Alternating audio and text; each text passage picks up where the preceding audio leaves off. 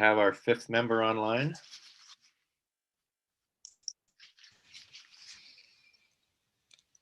No, Mr. Chair, I don't see her. Okay. Let me try to reach out to her. Okay, I'll wait a minute or so.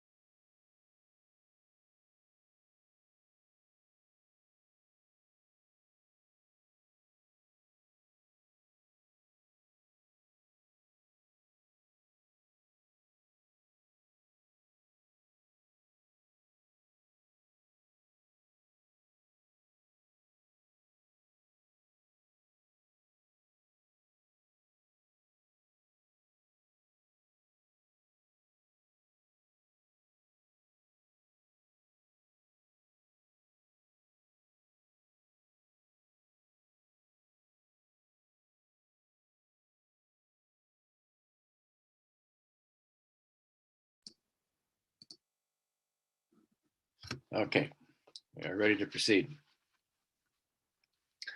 Good afternoon and welcome to this online hearing of the Committee of Adjustment for the City of Ottawa. The Committee of Adjustment is a quasi-judicial tribunal appointed by City Council to make decisions on certain types of applications under the Planning Act. My name is John Blatherwick, and I'll be chairing this hearing today. With me are my fellow panel members, Bonnie Oakes-Charon, Stan Wilder, Heather McLean, and Michael Wildman. Please take note that this video conference is being live streamed on YouTube. The video will be archived along with today's agenda on the city's website. Before we begin, we have a few items to outline for your information. While the issues surrounding development in the city are broad, our mandate is quite limited. The committee cannot consider aspects of the proposal that are not related to the required variances: noise, pollution, property maintenance, property values, prosecution for illegal construction, personal comments regarding neighbors, agents, or applicants, additional variances without proper public notice. If there is an identified need for an additional variance or variances, including an increase in the extent of the relief required, a recirculation of the application is required. As part of the statutory public notification requirements, each applicant is required to post a sign on the property and file a statutory declaration confirming the sign posting. And I believe we have one stat dec signed off on item 7 on Queen Mary Street. We don't on the rest of the applications, so there'll have to be a sworn oath taken for the sign posting for the rest of the applications. Regarding quorum, if this is lost during the hearing due to technical difficulties, the proceedings will be paused to allow time for the resolution of the issue. Failing the ability to reinstate quorum, the hearing the items remaining will resume at the outset of the next regularly scheduled meeting of the committee. In terms of the hearing process, listed on the agenda and appearing on the screen are the applications we will hear today. For the sake of efficiency, the committee may deal with the agenda items in a different order. Note that the committee members have reviewed the application materials prior to this hearing and any written submissions received in support or in opposition. In addition, the committee will hear today oral submissions from any interested parties as part of our proceedings. The committee may ask for a brief presentation by the applicant, followed by questions from members where clarification may be needed. The public submissions portion of the hearing will then begin, and any interested parties will be invited to make their submissions to the committee. Panel members may then ask follow-up questions where added clarification may be required. When you are called upon to provide your comments, we will ask you to do the following. Start with stating your name and municipal address. For the record, we may ask you to spell your name. Then begin your submission by addressing your comments to the panel members. You may ask questions, but please direct them only to the chair. Please limit your comments to a maximum of 5 minutes. Any exceptions will be at the committee's discretion. Once all interested parties have had an opportunity to address the panel, the public submissions portion of the hearing will then be closed.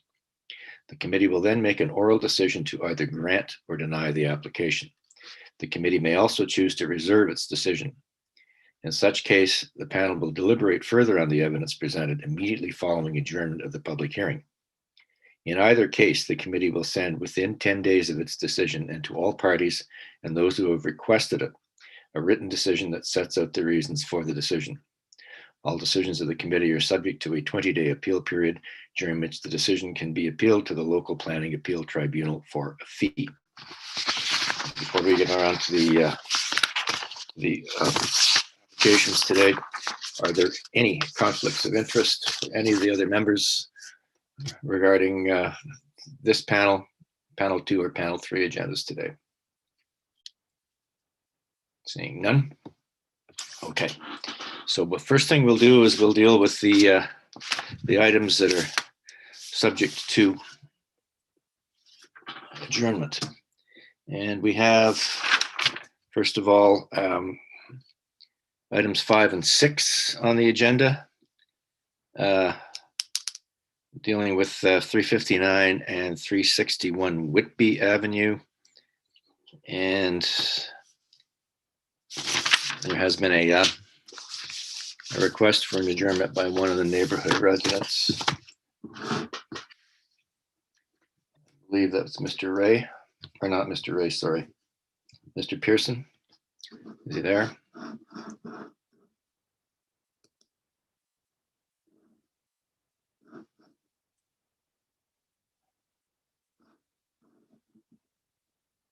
Hi, can you hear me?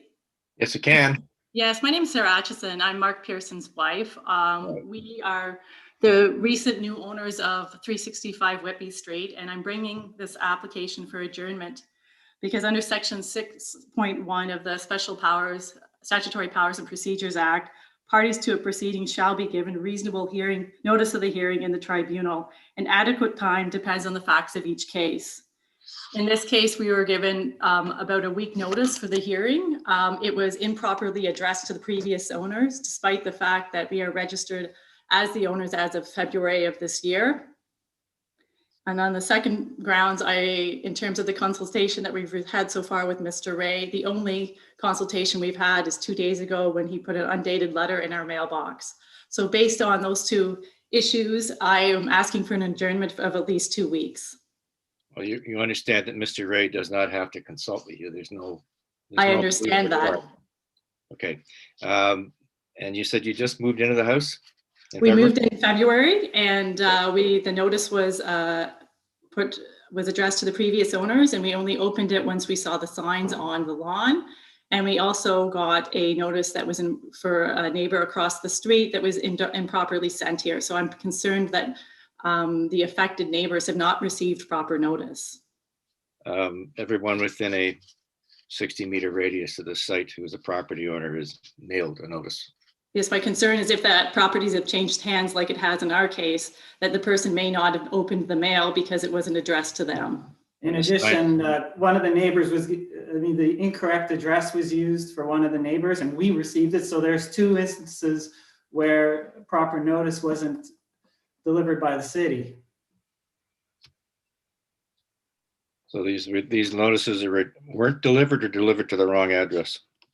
The one for the neighbors was delivered to the wrong address, and the one delivered to us was addressed to the previous owners. So we did not open it until we saw the street sign, the sign on the property. Okay. Any comments from the coordinator on that?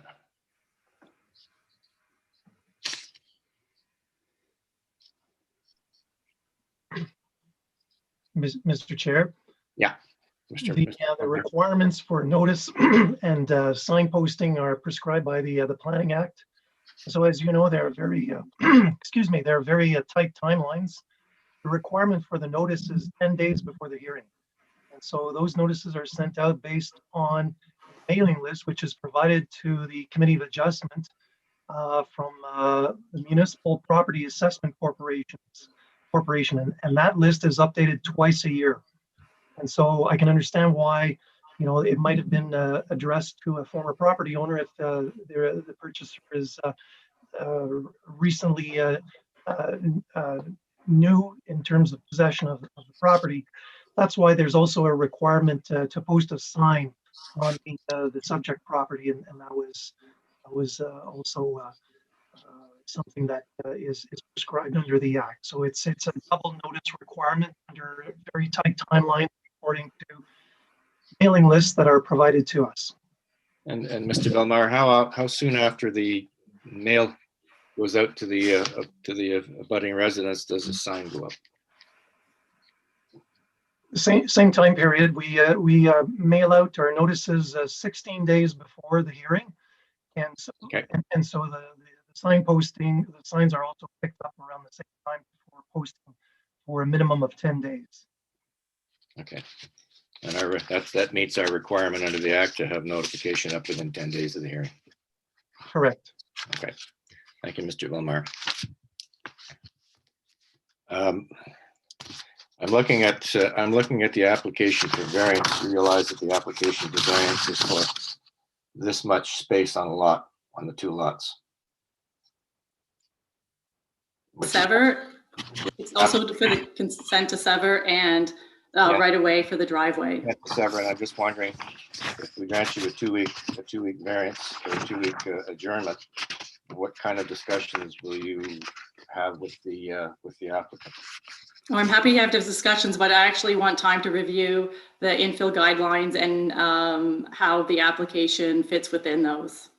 Well, this application, quite frankly, meets the zoning bylaw, with the exception of the 25 millimeter lot width, which is very, very small. As far as the zoning is concerned, there are no requests for a rear yard, front yard, side yard setbacks. There are no requests for a height increase. So quite frankly, if those two lots were each 25 millimeters wider, there would be no requirement for the applicants to do anything but to come to us for a consent application. I understand that, but I also think there's no prejudice to him for. Which in many instances, the applicant does not apply for a consent application until such time as the project is built. So you have a consent application and a minor variance application for a very small amount of lot. And quite frankly, I don't know how the other members of the panel feel, but I think that since the sign was up in the correct time, as far as I'm concerned, I think you had adequate notice. Would the other members like to speak to this for a moment?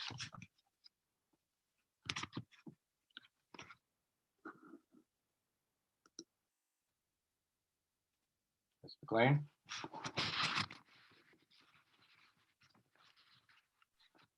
I wonder if we could hear from the applicant and see if he's willing to adjourn the application for a 2-week period. Probably be appropriate. Mr. Ray is online, I'm assuming. Yes, can you hear me? Mr. Ray, you've heard the request from the abutting property owner for a two-week adjournment in order to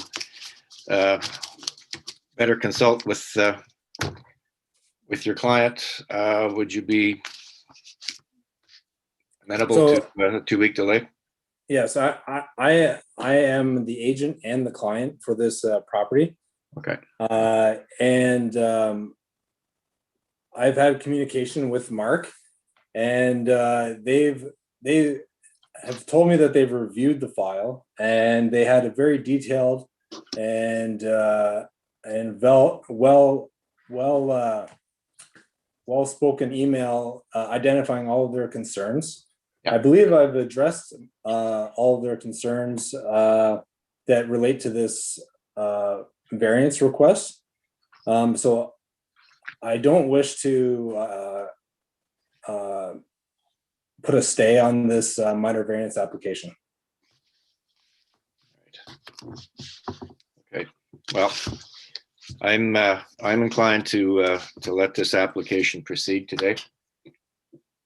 The other members have heard a request from the neighbor to adjourn. Could we have a vote on whether or not we adjourn or proceed with the application? Mr. Wilder? Can't hear you, Mr. Wilder. You're muted, Mr. Wilder. Sorry. Yeah, I'm inclined to agree that we should proceed today. To be honest, the sign was posted on the property next door. There was ample time to call the city to get any additional drawings or whatever that the applicant submitted. To be honest with you, if we were looking at a more complex application, what we're dealing with here is a very minor adjustment here of a fraction, well, just an inch or two, basically. The zoning, the applicants aren't aware of this. The zoning was changed not long ago by the city to permit these long semis. And I noted their concerns. And I think that we really have no cause not to proceed with the application today. We'll discuss, I'll have more comments when we deal with it later. Ms. McLean? Thank you, Mr. Chair. I'm ready to proceed with the application today. Thank you, Ms. McLean. Mr. Wildman?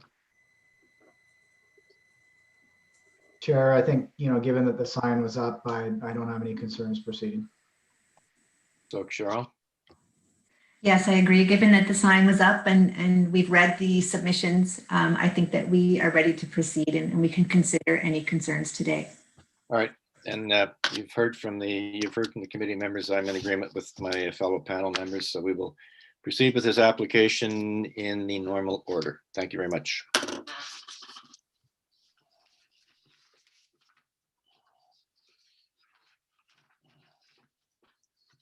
Just give me a moment here.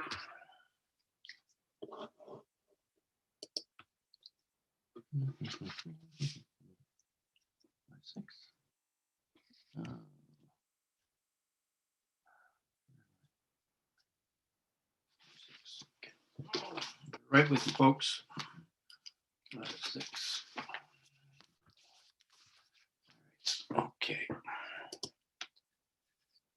The next application for adjournment is for item 7 on the agenda, 86, 86A and 86B Queen Mary. And this adjournment request was put in by the planning department. If they'd like to speak to it, please. Good afternoon, Mr. Chair and members of the committee. The planning department asked for adjournment of this application. The department recognized the high quality of the proposed design. However, it is not clear that this design of equivalent quality could not be achieved within the requirements of the zoning bylaw. Staff have concerns with minor variances requested, and today no sufficient evidence was provided in applicant's cover letter that the development as proposed is an appropriate use of land. And moreover, the intent of the zoning bylaw is maintained. The revised elevation stating 875 meters reduced height was submitted on Monday. However, the proposed height stays non-compliant to zoning bylaw, and the rationale for the requested variance hasn't been provided by the applicants. Also, the applicant provided tree information report yesterday afternoon, and the infill forester needs time to review it. Okay. All right. Thank you, Ms. Vakula. The agent for this application is Mr. Sterling. Is he there? Mr. Chair, I do not see Mr. Sterling online. All right. Well, okay.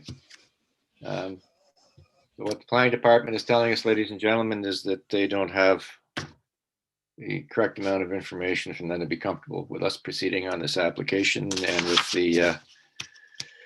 the tree information report only being provided yesterday and not having been reviewed by the foresters, I think it would make sense to adjourn this application for, I'm assuming, 2 weeks. Would be sufficient. Ms. McKeel, that'd be okay for a two-week adjournment? Yes, sorry, I was muted. I would like to know if applicant, if he's online, agrees to these terms. Otherwise, we are okay if all the information will be provided. So a two-week adjournment be sufficient? In my opinion, yes. The applicant is not online to confirm that. Yes. Yeah, well. Okay. All right. Thank you. Well, I'll have to take it on your word. Okay. We can do this Thank in you. 2 weeks. Thank you. All right. All in favor of adjourning this application until the 5th of May? All right. The application is adjourned. Thanks very much. That is the end of the formal applications. However, we would like to call the agent for 115 and 117 Homewood Avenue, items 10 and 11. I believe it's Miss Steele. We've dealt with earlier date in March when we adjourned this originally. Is she there? Yes, I'm here. Hi. Okay. Before we proceed, I'm looking at the sheet I've been provided with by staff with Hydro's comments. Mhm. I'll read for you. The applicant's proposed design shall satisfy Hydro Auto safety offset clearances before approval by the Committee of Adjustment. Has that been done? Yes. Okay. Clearance must be maintained as per the attached Ottawa specification. Okay. The one that's key is the applicant has been in contact April 9th, 2021 with Craig Wittenberg of Hydro Ottawa, who was waiting on more detailed drawings to approve prior to construction. Those have been provided and Craig has indicated he's satisfied. Okay, so there's no problem with Hydro. Nope. All right, so we will proceed with your application in the order. Thank you very much. Thank you. All right. Give me a second.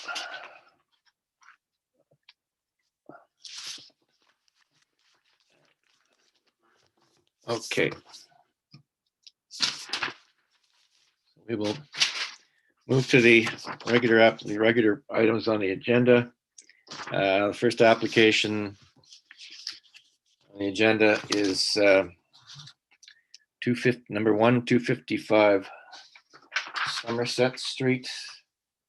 And Mr. Silbert is the agent. Is he there? Or Mr. Robinson?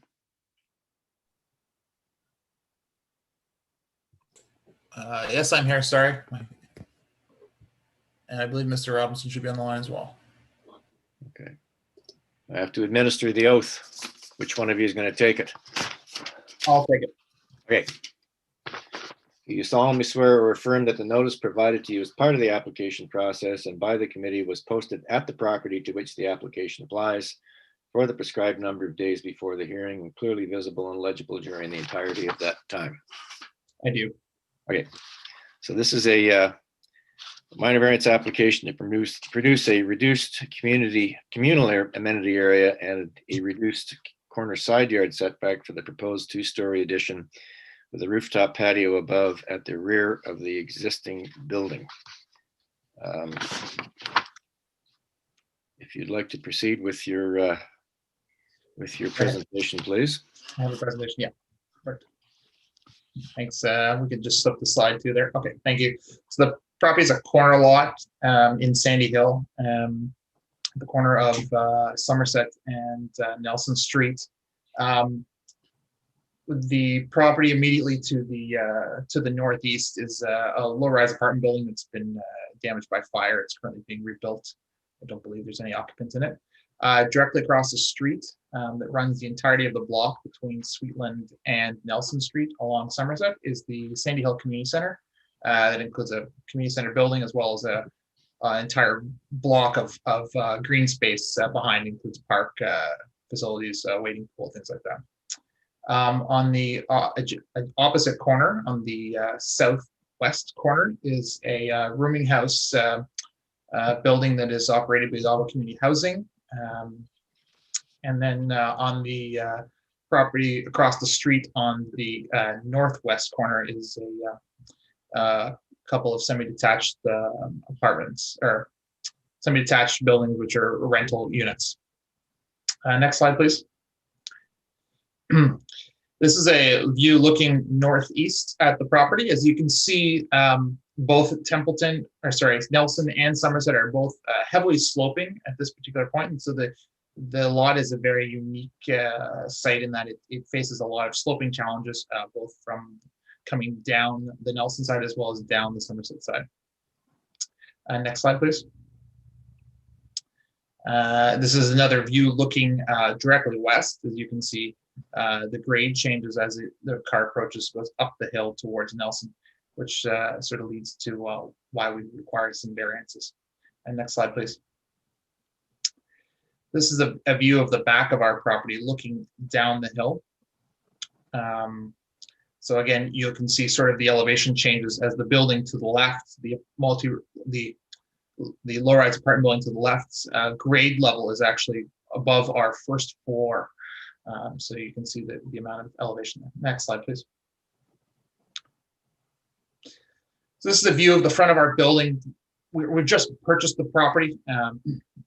It's at the time of the occupation, it was under contract, but behind the you can see the little blue garbage can behind the fence on your left, as well as the garbage there.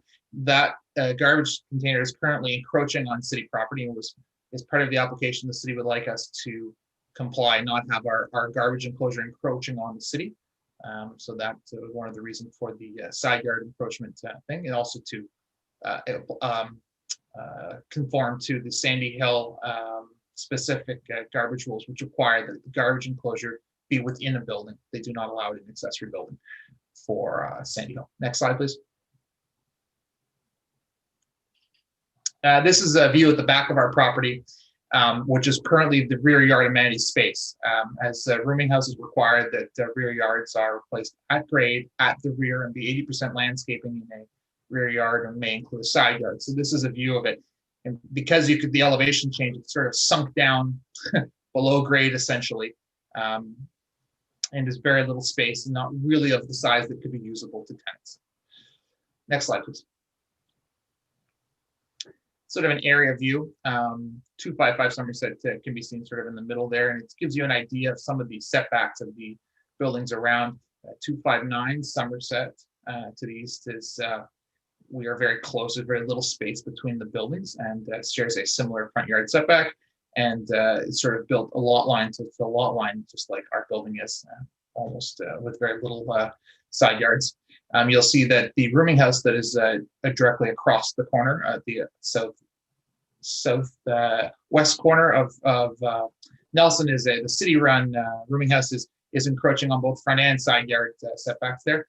And there's a small side yard setback for the buildings that are on the other corner of on the northwest corner there, that are still below the current requirements for side yard setbacks. Next slide, please. This is just a clip of our survey indicating the setbacks of our building.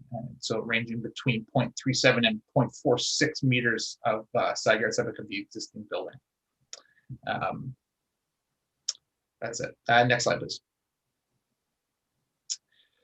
So on the original circulation documents, I'd like to point out there was an error that the garbage enclosure hadn't yet been added to the drawings. This was done through part of the site plan process for the city to include this garbage enclosure, which must be part of the building and not an accessory building. So on the circulated documents on the left, you can see that it was missing on the drawings, and on the circulation documents on the right, which was submitted subsequently, you can see that the garbage enclosure has been added, as well as a tiered retaining wall in order to provide access to bring that garbage out to the curb for proper pickup.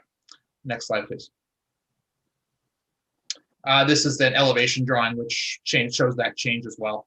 As you can see, we had to move a window to accommodate light still being in the building while the garbage enclosure became placed in there. So those are the two areas that would be on the original circulation documents. Next slide, please. This is a picture of our site plan.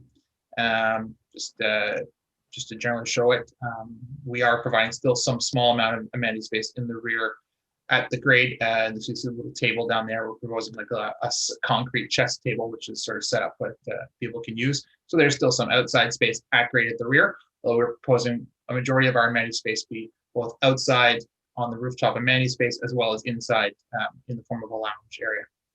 Next slide, please. This is the current floor plan of the building. It's mostly there for reference purposes. It's showing that we are removing the one-story addition at the back of the building to replace it by a two-story addition plus basement with the rooftop on top of that second story. And next slide, please.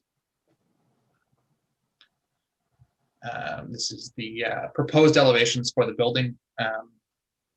We are proposing also to add a front porch to help blend in with the character of the street as requested by staff.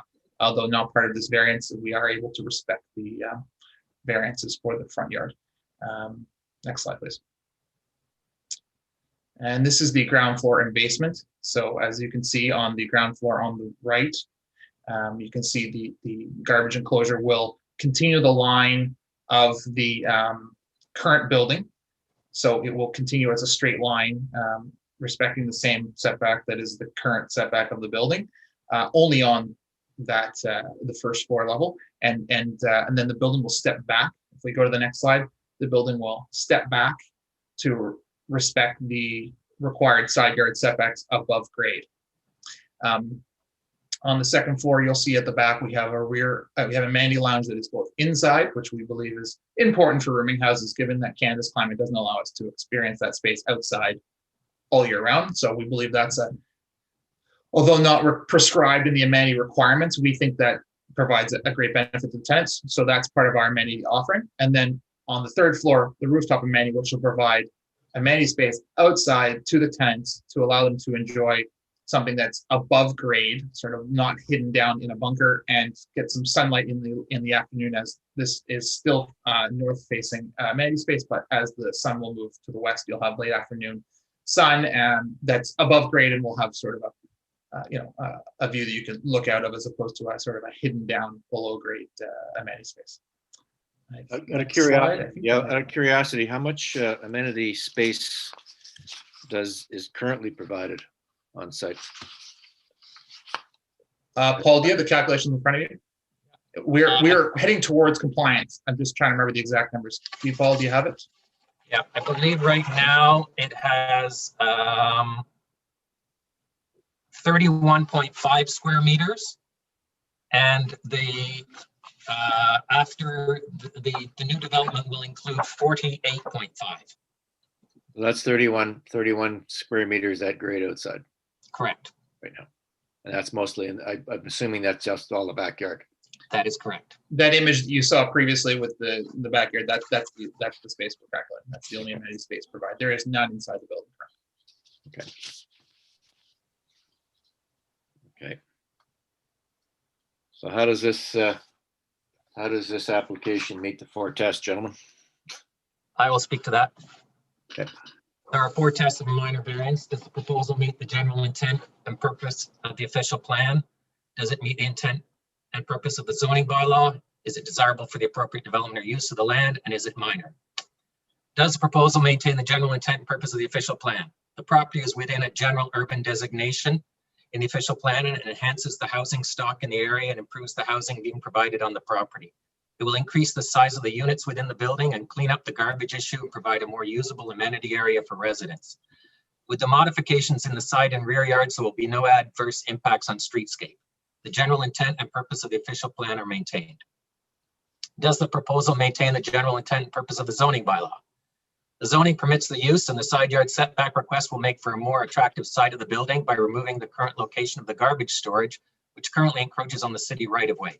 The amenity area changes will bring the building closer into compliance with the requirements of the bylaw for amenity areas, and the amenity areas will be more usable spaces than the present situation. The intent and purpose of this bylaw are met. Is the proposal desirable for the appropriate development of the land? The changes to the property will result in a more functional property that meets the requirements of the Sandy Hill Site Plan Control Bylaw for internal garbage, and we are increasing the amount of usable amenity area that results in a more appropriate development for the property. It is desirable for the appropriate use of the land. Is the proposal minor? The changes are minor. No changes to unit count, building height, proposed garbage storage is in line with the current sidewall of the building, and the amenity areas are now more usable and private. The net impacts on surrounding properties are negligible, and the garbage solution will make for a more attractive building. These changes are minor in nature. The proposal will increase the total amount of provided amenity areas and will bring the amenity area closer in compliance with zoning requirements. It improves the quality of the amenity area on the lot and provides more choices of amenity areas than are currently provided. With the minimal impact on the property and surrounding area and the fact that the garbage storage area is part of the building, its impact is considered to be minor in nature and desirable for the appropriate development of the land. The garbage storage will be an improvement versus the current arrangement. The variances being requested are minor in nature and desirable for the appropriate development of the land, and the general intent and purpose of the official plan and zoning bylaw are maintained. Thank you. Okay. Before we move on, I'm just looking at the purpose of the application. And for clarification, in the original notice that was the applicant, I'm quoting, the applicant indicates that the addition will contain 3 new rooming units along with interior and exterior amenity space. I understand now that no new rooming units are going to be added. It will remain as a 24-unit rooming house. Correct. Yes, that was a clarifier. Okay. Okay. I believe Mr. Wilder had a question. Mr. Wilder, please proceed. Yes, Mr. Robinson, or maybe the applicant can tell me, at the current time, is the rooming house occupied? 20 yes, plus units? Yes. So in terms of the internal renovations and the like that you're doing to enlarge it, will some roomers be displaced in this renovation? Yes, most of the tenants have moved out. There are still some tenants remaining in the building. I see. So the majority of the building at the current time is empty. I believe there's only 2 tenants remaining at this time. I see. So what are your plans to do the renovations over the next while and then rent them out again, or? Yes, I think given that this is a site plan application, a minor site plan application through the Sandy Hill site plan application process, and a building permit has been applied for but is not yet issued, we still have a few things to tidy up prior to issuance of the permit, and we would hope to be under construction this summer, late summer into the fall. What stage is the site plan application at, Mr. Robinson? That's probably something that Mr. Silbert could answer. He's been involved in that. It's near the tail end of it, from what I understand. Yes, we have compliance. Simon Diaco is the planner on the file and has provided that given the granting of the variances, that staff have no issues with the site plan and could be completed. I see. Fine. Thank you, Mr. Wilder. Ms. McLean? Thank you, Mr. Chair. Just a couple of questions. First one, would there be any opposition to putting a condition on that we limit it to 24 rooming units only? And my second question is dealing with what type of screening is going on that rooftop amenity area, or is that something that will be dealt with during the site plan control approval process? No opposition to the cap on the 24 units. Screening hasn't been discussed. The reality is it's not a very high rooftop because it's on the top of the second floor, and as you can see from the elevations, it's the first floor is below grade of the adjacent property, which is a multi-unit building, and then beside that is a driveway as their access to their parking in the back. So we hadn't really thought of it as sort of being this sort of high up encroaching rooftop that overlooked things. We sort of looked at it as something that's sort of basically no different than a second floor porch. So we hadn't discussed any screening. We have been in communication with the Community Association Action Sandy Hill to discuss this file. They hadn't indicated anything around that, but we're certainly open to providing some screening. As I said, the building next door suffered fire damage, so there's no tenants there currently, and we're not sure who the owner is, to be honest, but we could discuss something with them if they wanted some screening to the east of that building. You're muted. I can't hear you. Sorry. You're muted. Yeah. Will there be any railing around it, or? Absolutely. From building code, probably we would have to have a protective railing around it. And I mean, difference between a solid versus a opaque or glass could be discussed. We have no preference on that, to be honest. Okay, thank you. Any questions from the other members on this application? Okay. Well, you've heard from the applicant and the applicant's agent that they would be amenable to a condition imposed by us limiting to this structure to 24 unit rooming house. And I think we should also put a condition in place that tying approval to plans filed, amended plans filed, because there have been changes made to the plans. No issue there. Okay. All in favor of granting this application as amended with the clarification on the number of units? Your application has been approved. Good luck with your project, gentlemen. Thank you. We'll see you for the next one.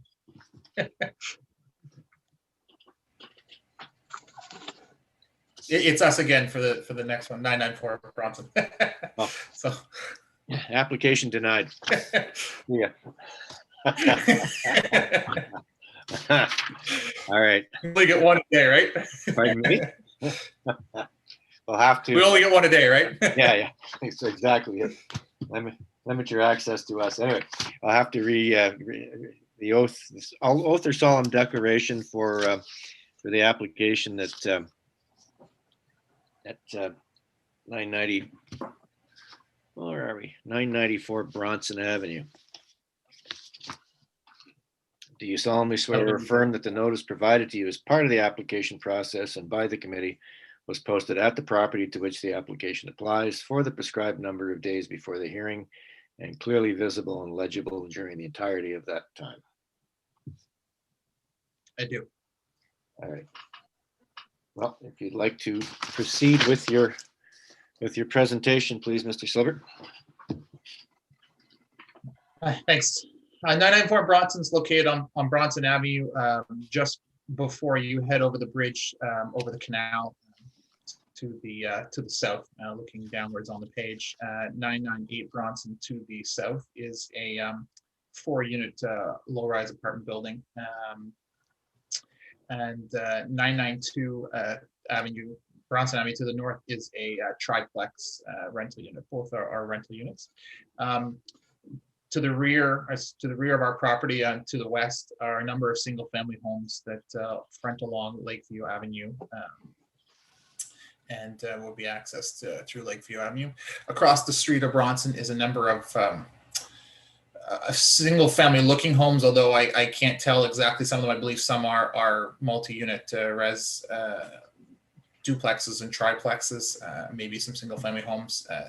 I don't know enough to speak more to that. Next slide, please. It's just sort of the same photo and speaking of the same thing, so I'll just flip to the next slide and we'll slide down. So as I mentioned, Carleton University is just located to the south of the property. The LRT station that is in the center of campus is about 500 meters in a direct straight line, and probably about 700 meters as a walking distance, as well as our new development at Lansdowne is about 400 meters to the east. And as you know, Bronson Avenue is quite the arterial road at this particular point where the building is located. With that, we know that the target demographic for this building will be students, walking distance, bicycling, rollerblading, scooters, what have you, and access to the LRT is quite available for them to travel throughout the city without the need for a car. Next slide, please. This is a picture of our a landscape plan. You'll note that as you can see at the top and bottom of the buildings, the setback from them on the road, they are also quite close to the road, as well as porches which encroach basically to the property line with the city.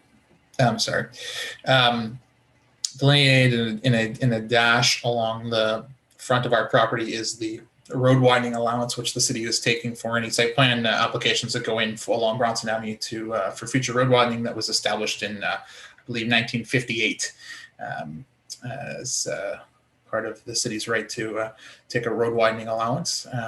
We've provided additional parking for bicycles in the rear of the building for guests or overflow. We also have a bicycle parking room of 15 within the building that it will be secured and for tenants as well. So multiple options for both tenants and visitors for their bicycle parking. Next slide, please. This is a highlight of the front of the property, and we've done some color coding here to provide some clarity on the setbacks and property lines. So the property line is indicated in red. That is the current property line. Purple being the road widening lines, which is the line that the city will take and will become the new property line following the application. Required front yard setback is 2.05, and we are proposing a reduced front yard setback. Sorry, I take it back. This has been clarified by staff. But it's the required front yard setback at the time of application was 1.5.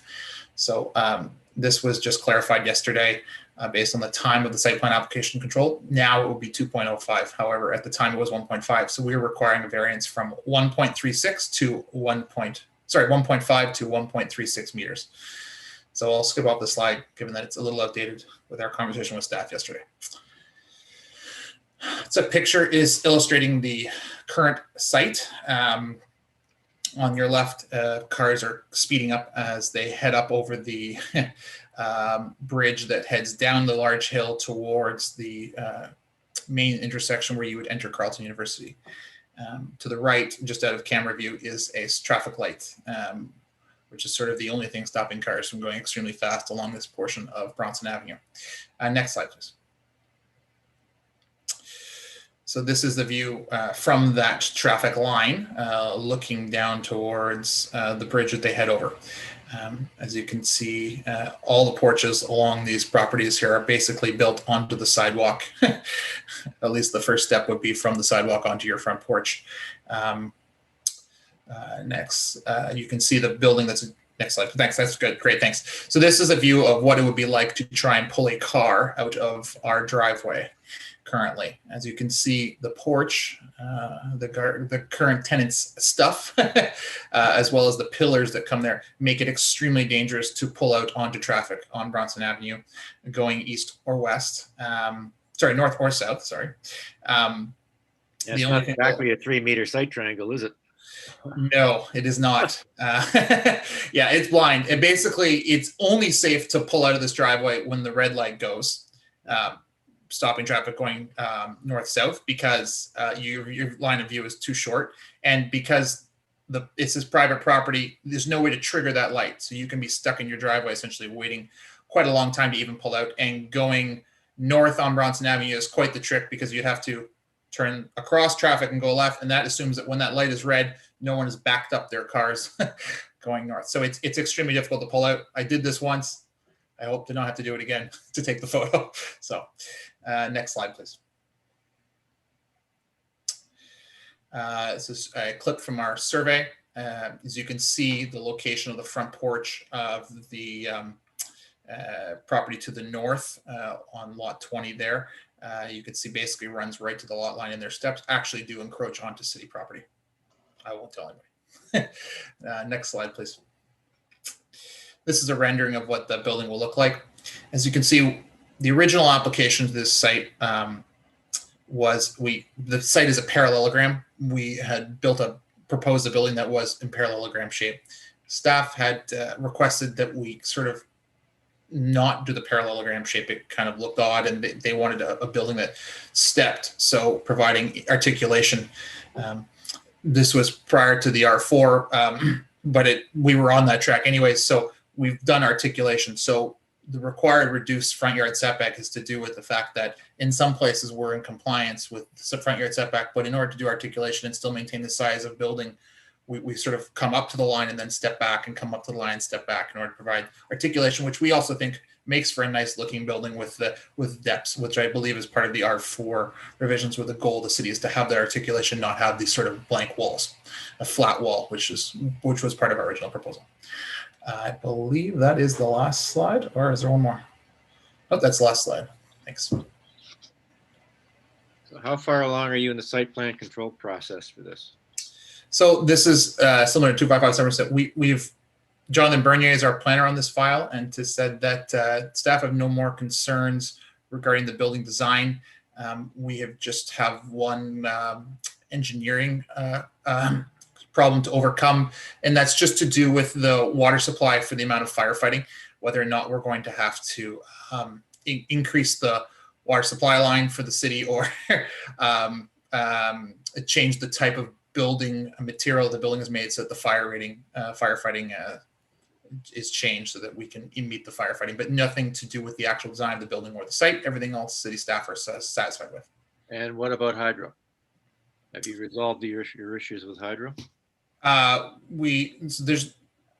made us aware that we will need to coordinate with them in order to figure out how to provide a transformer on site somewhere to supply power for the site. That's still to be worked out with hydro as to where the location of that transformer will be. We do have quite a large mechanical room in the building. We also have the ability, I think, to put it in the rear yard if that were necessary. Clearly, front yards would not make any sense. So we're aware of the issue, and it still has to be sorted out with hydro. Mr. Wildman, you had a question, comment? Yeah, that was one of my questions. Proceeding with this, not knowing whether hydro's concerns have been resolved, are a concern to me, especially when the words that hydro used are, "It may be a concern." So that is a concern to me, and as members of the committee know, we have consistently addressed hydro issues in advance of resolving on our decision for matters like this. So I guess that's up in the air. The other question, I just for staff, if they could just clarify the explanation given by the applicant regarding variance A with respect to how did we get from this last minute change from 1.36 to 2.05 and then 1.5. Can you walk us through that, please? Yes, Mr. Wildman. So the staff reviewed the application, and the applicant wanted to comply with the latest version of the zoning bylaw that is under appeal now, but it's in effect. And the number 1.5 is the most restrictive provision. That's why the minor variance had to be amended. That's okay. That's fine. Thank you. Those are my questions, Mr. Chair. Thank you.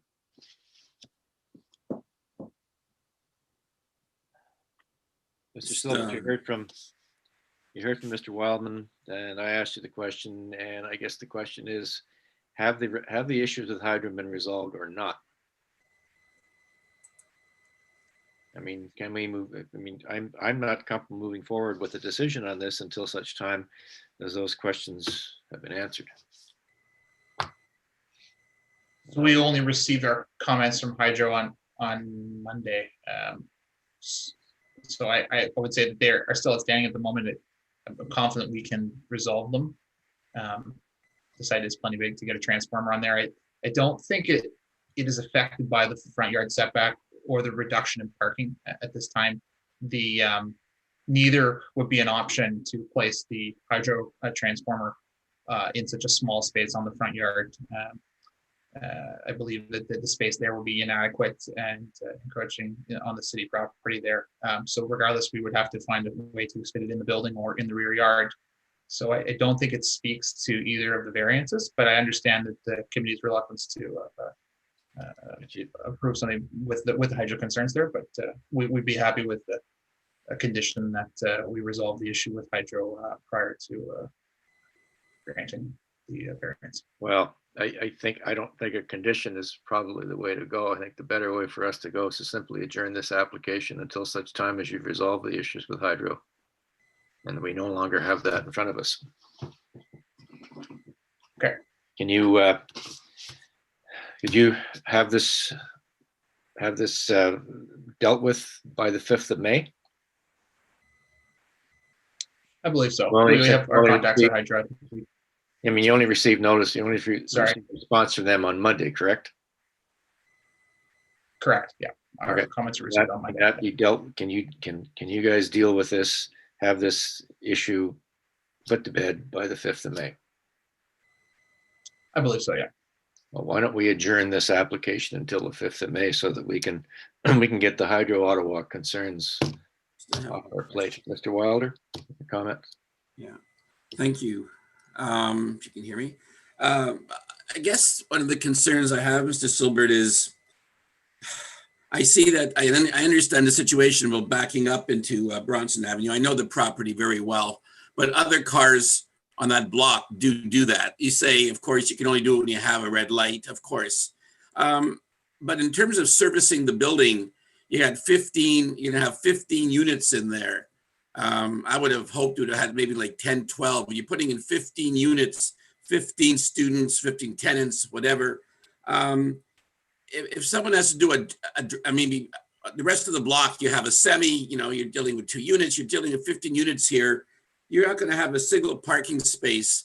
I mean, for servicing, if someone has to drop off, if someone, how do you access that property not providing a single parking space? I mean, snow removal, I guess, was a question I had in terms of, how you're going to be dealing with a building this size in terms of any snow removal, any garbage obviously will be picked up like it normally is on the street. But for anybody else who wants to service the building once it's built, that's a concern I have. Yeah, so for us, our particular model is we do all-inclusive furnished units. So people move in with a suitcase. It's quite easy. You don't have to have a moving truck stop and unload all your furniture. Tenants are going to be serviced a lot by the university right down the street, which has a lot of cafeterias, bars, pubs, or whatever the students to hang out with. I mean, certainly aside from small maintenance items, there is parking around on street for an hour or two. Somewhere where a service guy were to stop by to service a furnace or things like that. But for the daily operation of the building, garbage pickup will be absolutely normal. Curbside is where it would be for anybody else on Bronson Avenue. But for us, we don't see an issue with not having parking for here. The students really are, very close to the space they need to be, and so we provide an extra over and above the parking for bicycles. Mr. Silbert, I appreciate that, but students will want to have guests over, maybe parents over. I know the adjacent street very, very well. I've walked Lakeview. I happen to have had during my time at the city reason to walk Lakeview Park.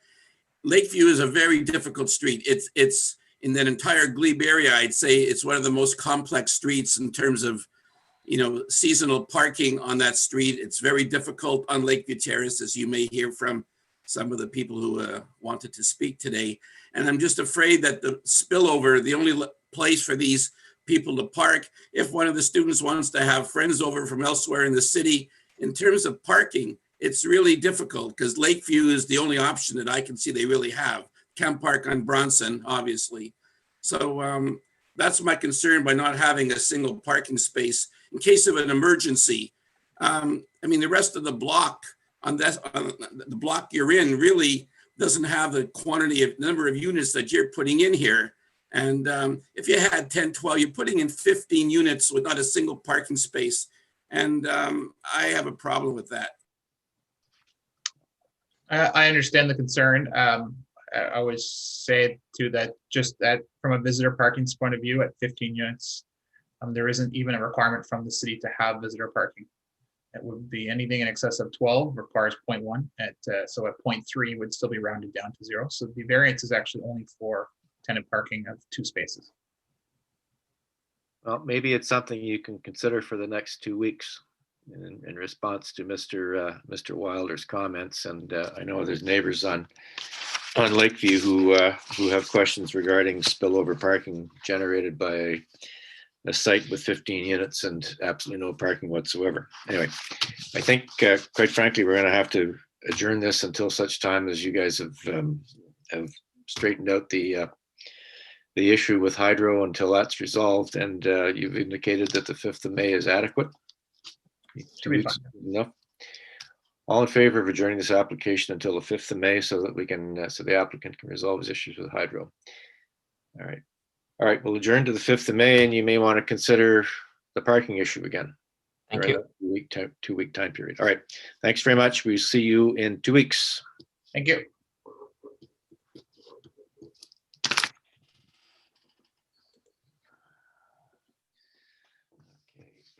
is that done? Next application we'll hear is application for 11 and 13 Acacia. These are consents to subdivide the property into 2 separate parcels of land in order to create a new lot for future residential development. The existing 2-story residential building is to remain. The existing detached shed located at the rear of the property is to be demolished. And there are minor variances for a reduced lot area, a reduced rear yard setback, and a reduced amenity area, and to permit balcony projections in the rear yard, and no soft landscaping or aggregated rectangular area of soft landscaping for the existing 2-story residential building. And the agent for this would be Ms. Holmes. Is she there? Here, Mr. Chair. All right, we'll have to administer the oath before we begin. You solemnly swear or affirm that the notice provided to you as part of the application process and by the committee was posted at the property to which the application applies for the prescribed number of days before the hearing and clearly visible and legible during the entirety of that time. I do, Mr. Chair. Okay. Before you begin your presentation, Mr. Wildman, you want to speak to the slope stability issue, please? Yeah, question for staff, I think, to begin with. There's a suggested condition from staff. I would take it that there would be a slope stability warning on title. What is driving the slope stability warning, and what would that warning constitute?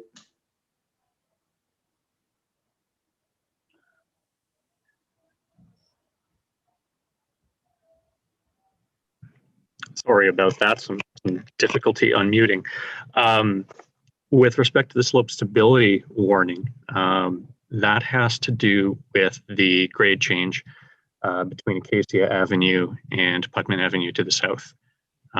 There is a noteworthy change in elevation between these streets, and this is in part managed by a stone retaining wall that currently runs through the center of this through lot. And so the added conditions pertaining to the wall and to the slopes are really in terms of covering our bases in the event of future development, having to relocate that element of the landscaping. So follow-up questions. Is there a known slope stability issue there? I recognize there's a grade change. Is there a known slope stability issue there? Not to my specific knowledge, and not to, or at least not to an extent that infrastructure staff didn't bring anything up with me. So what exactly would, I mean, you can use layman's terms, but what exactly would this warning say? You're warning them of what? That's an excellent question, and I'm afraid it's a little bit outside of my experience as a planner. I suppose to fall back to layman's terms, that this warning would pertain to the risk of slope degradation in the case of the retaining wall being removed, or the need for that retaining wall to hold up the rear yard of the abutting lot at higher grade.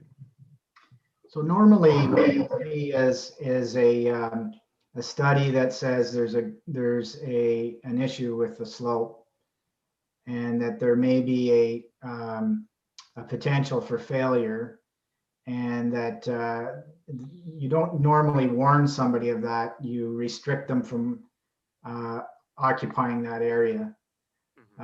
So I'm wondering, is this going to be a restrictive covenant, or is this going to be a warning?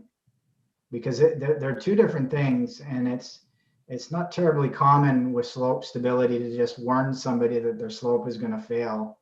Normally what you do is you say, this is the line that's safe, don't go beyond that, and you restrict uses beyond that.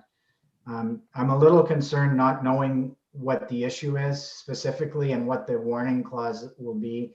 I'll leave it at that, Mr. Chair, but I would have some concerns proceeding with it a little bit more detail. But I'll leave it at that. Thank you. Perhaps Ms. Holmes can answer a question. Has there been a slope stability assessment undertaken by the applicant? Not at this time, Mr. Chair. So, Mr. Wildman, we are left with questions and no answers. I did want to point out, my apologies for interrupting, but I did want to point out there's a condition 4, which does require the property owner to confirm in writing that removing the retaining walls on the severed land and across the severed parcel will not create adverse impact. And so we took that to understand that we would be required to retain an engineer to do additional study and work to be able to move that retaining wall at some point or another. Yeah, I'm not sure if that alleviates some of that concern. Well, it does. Normally, you'll say that an engineer will provide confirmation. It's the wording is a little unusual, but that said, I understand that's what it means. But have you been told what the warning on title is going to be? I understand that to be just the text in the quotations. The text in the quotations. Okay. I'm still not comfortable, and if I were you, I wouldn't be comfortable either. I think I'd want to hammer those details out a little better to understand whether it's going to be a restrictive covenant applied against your lands, or whether it's going to be a warning of sorts. I'm personally, having practiced in that field, a little concerned about how open-ended that is and unclear it is. So perhaps an adjournment, Mr. Wildman, for a couple of weeks to get this issue resolved? I think I would lean towards that, Mr. Chair. I'm in the hands of the rest of the committee, but that would be my my recommendation. Mr. Wilder? You're muted, Mr. Wilder. I concur. I think that I'm familiar with the area. I'm familiar with Putnam and Acacia. I am concerned with the removal of that retaining wall. I'm familiar with adjacent properties. Again, matters that I dealt with when I was in the planning department. And certainly I would like to see that that study done and then determine what the wording of the condition would be. Yeah. Ms. Sharon? I agree. We should adjourn. Ms. McLean? I support the adjournment. I think it's important to understand whether or not the severance line is in the correct spot, or what the implications are. Okay. And frankly, these things can't be done immediately, so I think we're probably best to adjourn this sine die. Mr. Chair, if I can interject here for a second, I guess I'd like to understand why this application would be adjourned sine die. I understand that there are questions related to the retaining wall. I understand that a part of the retaining wall on the property to the south has actually been moved back. I understand that we absolutely, as the owner for the applicant, want to make sure that we're entering into something with full knowledge of the implications. However, we do have a year from the time that the application, if it is granted, the application is granted, to satisfy the planning department with respect to any of the site drainage and grading issues.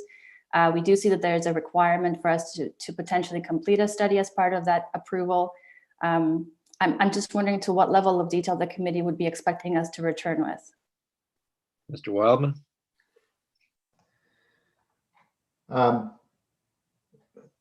Well, as Ms. McLean said, if there truly is a slope stability issue there, and that affects the lot line, that's a serious concern. The city has slope stability guidelines. They must have turned their minds to slope stability by asking for this warning clause. How the slope stability guidelines have been applied here, it's not clear to me, and we didn't get clear answers. Certainly, it is a serious consideration. It falls in line with the requirements of the official plan and also the provincial policy statement, as well as the city slope stability guidelines. I think absent of any clarity around this, I don't see how the committee can make a decision on this, to be honest. Is the line, or will the line move? Is there going to be restrictions? And do we need to apply restrictions? We don't know that, and I don't see how we can make a decision at this time. And if we were to approve it and allow 12 months to address it, that takes it out of our hands, and I don't think that's a place I would recommend going at this time. Thank you, Mr. Wildman. So, Ms. Holmes, can you have this issue resolved for us by the 5th of May? So, Mr. Chair, what I'd like to do is have the opportunity to go back and meet with planning staff and specifically the engineering staff to understand whether the concerns that Mr. Wildman has articulated are actually the concerns, or if this is a kind of a preemptive clause with the possibility. I do agree that we do need to be prudent on that matter. I think that 2 weeks would be sufficient for us. Yeah. All right. Well, let's adjourn this then until the 5th of May so that we can have all of us, including your client, can have some answers. Absolutely. And I don't know if it's out of line for me to potentially propose this, but maybe we could ask engineering staff if they could provide or attend the next meeting just in case, because myself not being an engineer is not very helpful in this moment. Well, perhaps Mr. Nadeau can get in touch with one of his colleagues in engineering and ensure that someone from the engineering branch is at the hearing on the 5th of May so that any questions can be answered. I think that's a possibility, Mr. Nadeau? I will certainly put in the request. Yeah. All right. Okay. All in favor then of adjourning this application until the 5th of May to resolve these issues before we deal with the application. All right. It's adjourned until May 5th. Thank you very much. Thank you very much. Thanks.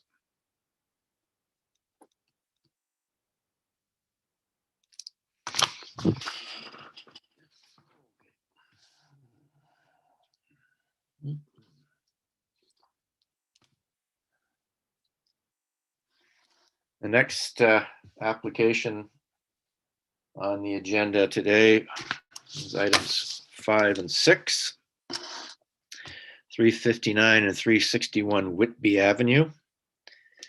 And these are consents and grant of easement rights of way to subdivide the property into 2 separate parcels of land in order to obtain separate ownerships for a proposed long semi-detached dwelling. The existing dwelling will be demolished, and then minor variances to permit reduced lot width for each of the newly created parcels. The existing semi-detached is to be demolished in order to construct a proposed long semi. So the agent for this is Mr. Ray. Is he there? Yes, I see you, Mr. Ray. And if you could put your mic on. Hey, Mr. Chair, can you hear me? Yeah, and we're just going to have to go through the solemn oath. Do you solemnly swear or affirm that the notice provided to you as part of the application process and by the committee was posted at the property to which the application applies for the prescribed number of days before the hearing and clearly visible and legible during the entirety of that time? Yes, I do. Okay, and your address for the record, please. My personal address is 22 Rue de Hochelaga, Gatineau, Quebec. Okay. All right, Mr. Ray, if you'd like to proceed with your presentation, please. Okay. Thank you, Mr. Chair. Good afternoon, Mr. Chair and committee members. My name is Michael Ray. I am the agent representing my wife, Jessica, and myself for this application of consent to sever and minor variance for 359 and 361 Whitby Avenue of Ward 15, which is Kitchissippi in Westboro. Next slide, please. The minor variance requested is for lot width for each of the proposed lots of 2.5 centimeters or 25 millimeters or 1 inch. This application of consent is for 4 parts. Parts 1 and 4 are the primary dwellings, where parts 2 and 3 are the easements or right-of-way for the shared driveway. All other aspects of this development meet the allowable use and are within the building envelope. Therefore, no other minor variances are being requested for this application. I assume everyone's reviewed the proposal. Mm-hmm. Yeah. Should I just go through the 4 tests? Yes, please. Okay, so if we can just go back to the first page. This isn't the, I submitted an updated presentation. But anyways, we can keep moving. I started with, is this minor variance minor in nature? As requested, as this minor variance is requested for 2.5 centimeters or 1 inch, which represents a decreased minimum lot width of 0.25%. We believe this is a minor, in fact, a minor application. We believe this proposal to be in line with the official plan, as it is an allowable use under the bylaw and fits in the building envelope allowed for this area. Also, it has been noted in the April 7th hearing by Mr. James of the Planning Department that by meeting all zoning provisions other than lot width and area, we would be in line with the official plan. In this case, we are only asking for a minor variance of 2.5 centimeters in width, therefore meeting the intent. Next slide, please. And so just a note,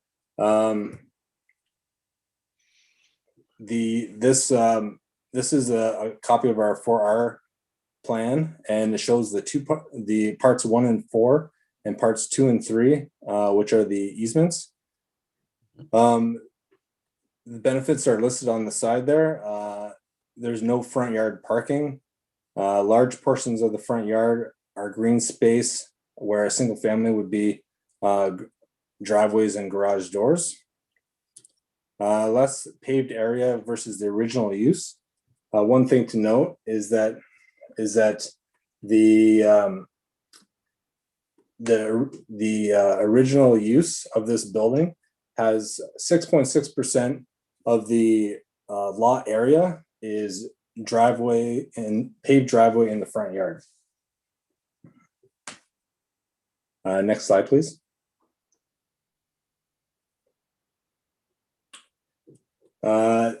We believe this proposal is an appropriate use of the land, as the proposed building supports more green space and fewer cars blocking the streetscape of the front yard as compared to a building 2 single-family dwellings with separate driveways and garage doors.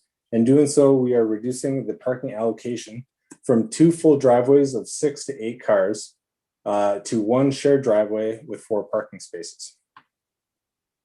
We believe, next slide, please. We believe this proposal is compatible with existing land uses because Whitby Avenue and surrounding streets are a very diverse group of original and developed properties.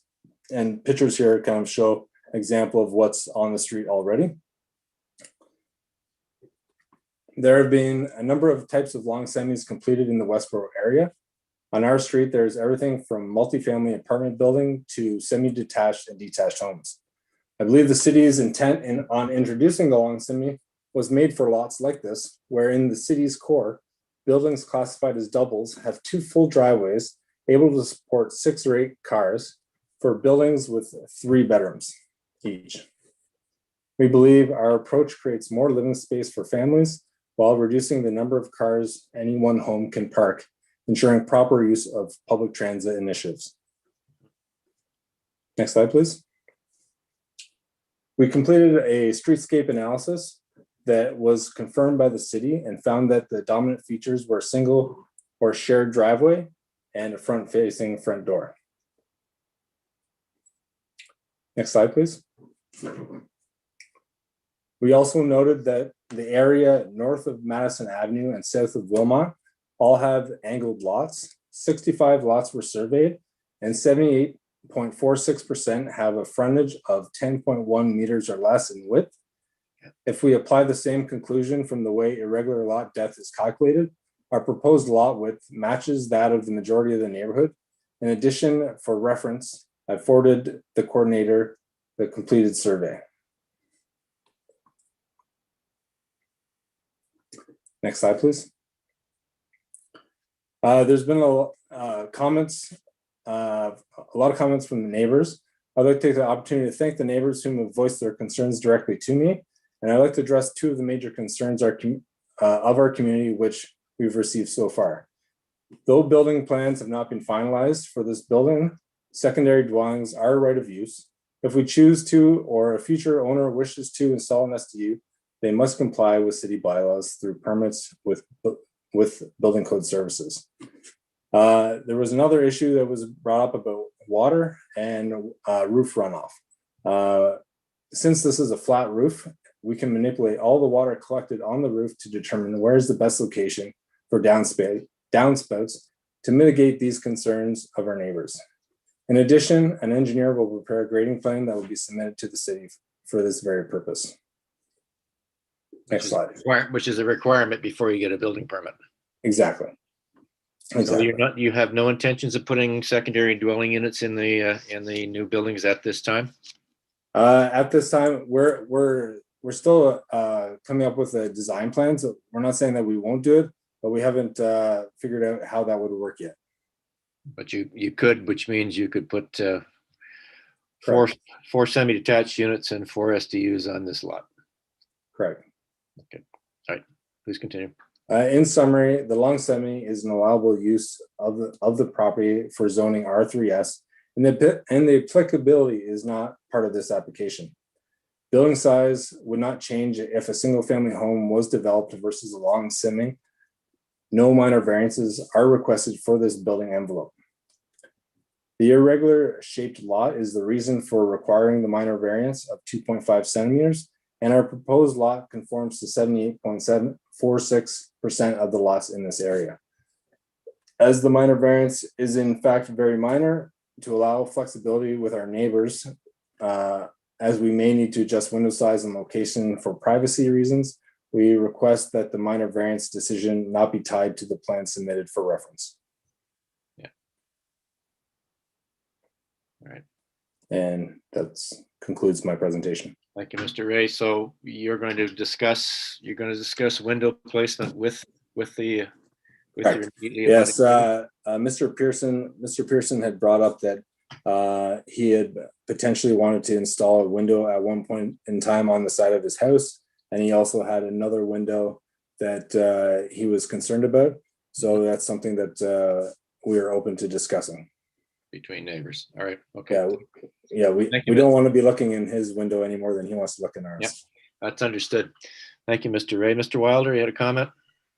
Mr. Ray, so you're going to have 4 units here. Are you planning to sell all 4? Are you living in one of them yourself?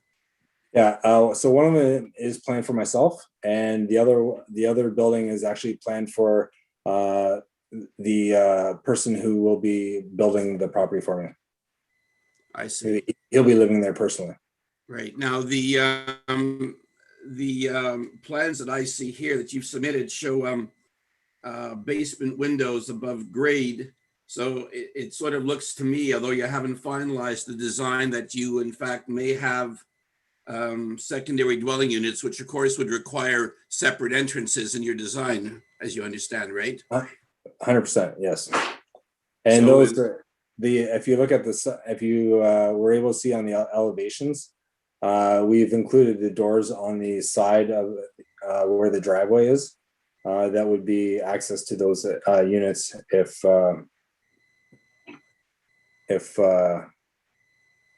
yeah, it's not part of the presentation, but it's part of the package that was submitted. There are 2 doors in between in between the building.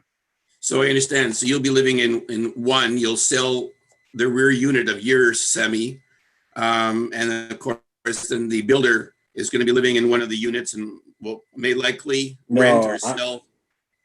I will be retaining all of my building. All right. And, so you're retaining both units then, front and back. Front and back, yes. I see. All right. These plans are only conceptual, Mr. Ray, at this time, I'm assuming. Right. Yeah. So you're not suggesting we tie them to plans. I understand what you're saying. All right. I guess, yeah, I just wanted to make it clear that, we haven't heard from the abutting neighbors yet, but, a number of people have been asking, how are you allowing this on 10-meter lots? Well, the zoning the past while has changed to allow a 30-foot lot, basically to have a long semi on it. And so yes, what you have here now basically is a 60-foot lot that's now going to have 4 units on it. Typically you'd have a semi, but that is now permitted by the bylaw. And, I've told people when they're buying a home on a street, especially in Westboro, to check the zoning, to have their agent check with the agent and have the agent check with the city or they themselves to find out what can be built on abutting properties, that is to the east and west of white property or whatever. I mean, this is something, especially when you're buying a property in Westboro, with the changes that are being made to the bylaw. I appreciate the concerns of abutting property owners, but this is now what is permitted by council. Thank you. Any other comments from members of the panel? We have Mr. Luddington, I believe, from the Westboro Community Association who'd like to speak.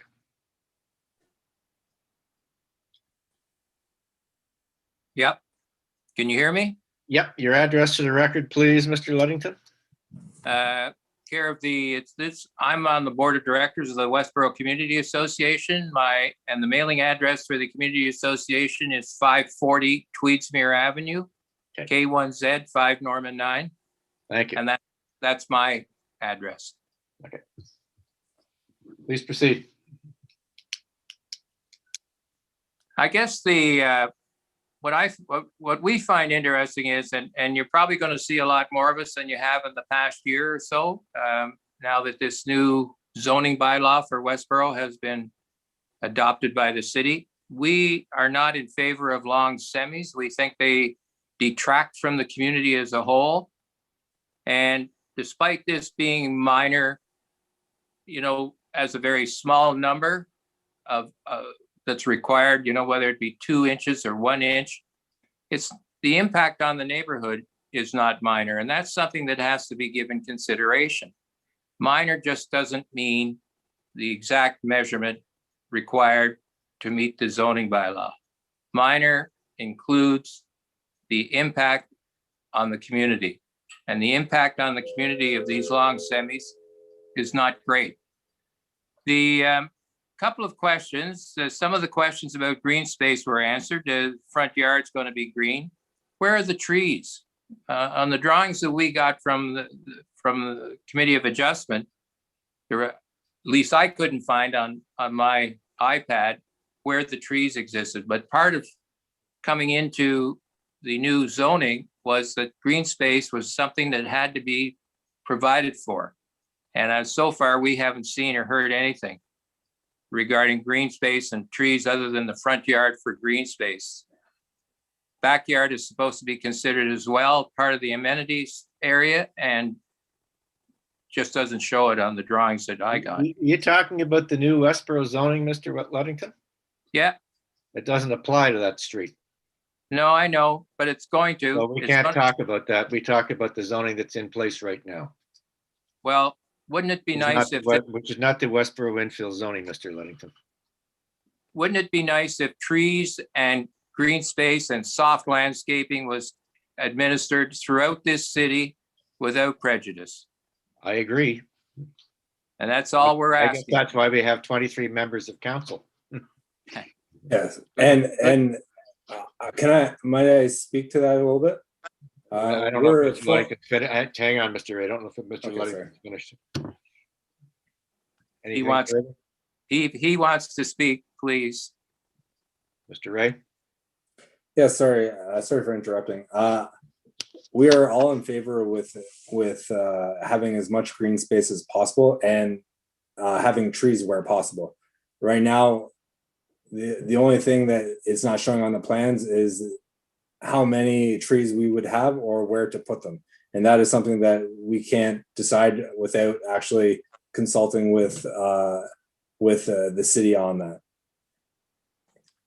that. Well, I'm not going to disagree with you, but you could propose them to go certain places, and just whether they get approved or not by forestry is an issue. That's between the applicant and the city of Ottawa. And I guess the neighbors in the community association that would like to see these things happen. Yep. Which is one of the things that we've been involved with over time with the Committee of Adjustment and Rezoning applications is that minor variances are required for existing houses that want to add something to them.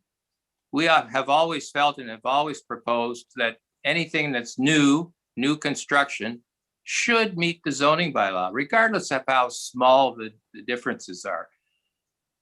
If you're going to build something, build it so you know what the zoning is and you can build it to the zoning, not an issue. The only other thing I can bring up after hearing the entrances to the lower units, and it appears there's going to be secondary units in each one of the 4 semis. The entrances to the secondary units appears, and as I believe was confirmed just a few minutes ago, as doors off of the driveway. And from our perspective, doors off, and from what I understand of the provincial building code, not permitted. If it's on if the driveway is going to the backyard for parking for 4 vehicles, that's a potential for who knows who's going to come out of that those side doors when a vehicle's coming whipping down the driveway. I'm just suggesting it's something that is an issue. Well, and and Mr. Ray has indicated to us that these are conceptual plans, so not necessarily what will be built. No, I understand, but we're not going to get another kick at the can. Well. Anyway, that's where I guess we have concerns about garbage management. We have concerns about the parking. Is it just going to be for 1 vehicle per unit, or is it going to be 2 vehicles per 1 unit? Parking is going to be an issue, and parking is an issue on this street and the other streets that surround it in Westboro that are a part of the R3S zoning. Anyway, the final thing that we're concerned about is the age of these buildings that are going to be demolished. And we have asked in the past that the developer, prior to demolition, get an inspection of the property for asbestos, because we've had some units being demolished in the windy weather and asbestos blowing over the neighborhood. So we would like to make sure that this is something that will be addressed. Check for asbestos, and if it's present, it be remediated properly. There's a provincial requirement for a designated substances report, Mr. Luddington. I'm aware of that. Mr. Ray is going to have to provide to the city. I'm aware of that, but usually it just gets signed and given to the city and nothing gets done. Well, So I'm just raising it as an issue. yeah, thanks. Thank you. Okay, thank you, Mr. Luddington. We also have, I believe, Ms. Borg, 357 Whitby. Are you there? I am. Hello, it's me. All right. A number of my concerns have been raised as issues, and it could be that they're considered by this committee to be outside your mandate, but that's a frustration in itself, that we pretend that the first domino that falls doesn't have any impact on all the other dominoes. So my house is featured in your slides. I'm your neighbor to the east. I've never spoken to you. There was a hand-delivered notice in my mailbox on Sunday, undated. Oh, this is in stark contrast to how I dealt with a minor variation requested of the city in 2016. So my concern is in water runoff. My concern is about the basement dwellings. And so I'm not going to take up more of your time. You've heard from others that we have these concerns. I think what you're saying is it's outside your mandate. Is that correct? A little bit on this one. Regarding drainage and grading, though, that's Mr. Ray is going to have to provide the city with a report in advance of building permit being approved, which will happen, which will deal with those matters. And quite frankly, there's a building. I think Mr. Luddington is well aware of it, and so am I, and so members of the committee. There's a property standards bylaw in this city that says you cannot drain your property onto your neighbors. So you have you have that protection, and the drainage and grading reports need to be pretty concise and pretty clear, very comprehensive before the city will approve a building permit for this site. And as for the conception of the plans, again, this could be outside your mandate. I would simply say, take this opportunity to say that it is the law in Canada that there be honesty in contractual dealings. The Supreme Court of Canada has ruled on this. I am concerned, having lived on Whitby Avenue for 20 years, that there have been my neighbors 2 doors to the south. Developer took it over, pouring concrete at midnight because there was no permit. 2 years ago, I come home from work. The house across the street from me had been torn down, no permit. So I have lived through this. I am concerned about this building going up within a meter of my house. And I have not spent a lot of time on other development on my street. This I will. I am concerned about Mr. Ray saying that the plans he's submitted to the city should be considered conceptual and not tied to this minor variance. I am concerned that that ends up being misleading, and I'm opposed to that. The plans I submitted to the city when I did were not misleading. They were final, so that the city could grant me whatever they needed. They could point out to me if I needed to do more work, and I didn't have to tell anybody that I will get back to them later. So that's a concern I would raise for the committee in general. You are part of the process. You are not the city, but you're required. And I would like there to be a lot more adherence to some certainty and honesty in contractual dealings. For your information, we've been advised by the planning department, and when this kind of an application is before us, we shouldn't be requiring building plans, elevations, because what's being proposed for this site meets all the performance standards of the zoning bylaw, with the exception of the lots being that much too narrow. Mm-hmm. So. No, I hear you. I'm taking my opportunity, and the message I'm getting is take your concerns elsewhere. So I will certainly do that, but I'm voicing them to you as well to inform your decision making, and just it may assist if you are ever in this position again. I don't see this as a matter of this. I see all the other things that go after this. So disconnecting these from their parts doesn't make any sense to me, but that's the position we're in right now. So anyway, Mr. Ray, you'll be hearing from me as your potential future neighbor. Thank you, Ms. Borg. Mr. Wilder? Thank you. I think it should be pointed out, Ms. Borg, that I want you to know that I appreciate your concerns, and I was very disappointed when we got an opinion from the legal branch of the city that we can no longer, in cases where what's only a requirement for a lot area reduction or a lot width reduction, we can no longer tie it to plans, because I would not have supported this application if we couldn't have tied it to plans, but we have no choice. I want to make that clear. Again, I ask as a courtesy in these situations, which is only recent, that Mr. Ray, as a courtesy, provide you with the final plans and go over them as an abutting property owner. I think that would be a decent thing to do, but again, we can't oblige him to do it. So I mentioned this to you and to your the abutting owner on the other side of this property. Thank you. Any other comments from the members of committee? Ms. Sharon. Thank you. I also wanted to thank the residents for bringing forward their concerns. It is always worthwhile to hear various opinions on what we are deciding. In this case, we are dealing with only an inch, and I wanted to point out that we aren't always dealing with a perfect toolbox in our decision-making process, but that I appreciate always hearing from the residents. Thank you. Yeah, just as an aside, as a former community association president and chair of the zoning and development committee for my neighborhood for 32 years, I've been through this more than once. And I advocated and have continued to advocate that any infill project should have a site plan requirement. We don't have that in Ottawa. And again, that's why you have a municipal councillor. Perhaps you should start talking to Mr. Leeper.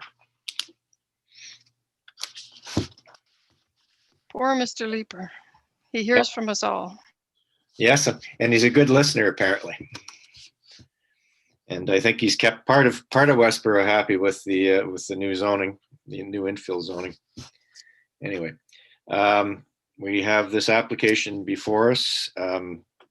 Conditions that are being requested are the existing dwelling removed and services capped, independent services being confirmed, creating a drainage plan, which is a requirement of building permit approval, joint use and maintenance agreement is necessary, and a noise attenuation study is to be undertaken. You're aware of those conditions, Mr. Ray? Yes. Okay. Hydro has issued its standard comments regarding clearances. I'm assuming you're aware of those as well. Yes. Yeah. And, for everybody's information, the planning department's position is that, quote, and I'm quoting, no concerns. The department finds that the requested consent and enabling minor variances are appropriate and contribute to modest intensification on a consistent lot pattern in this neighborhood. And then they've requested 5 conditions. So with that, all in favor of granting this application as applied for? Application is granted. Good luck with your project, Mr. Ray. Thank you very much.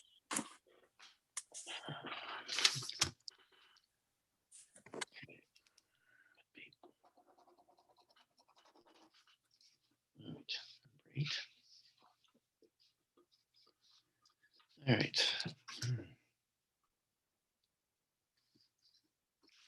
Next. Within a moment, folks.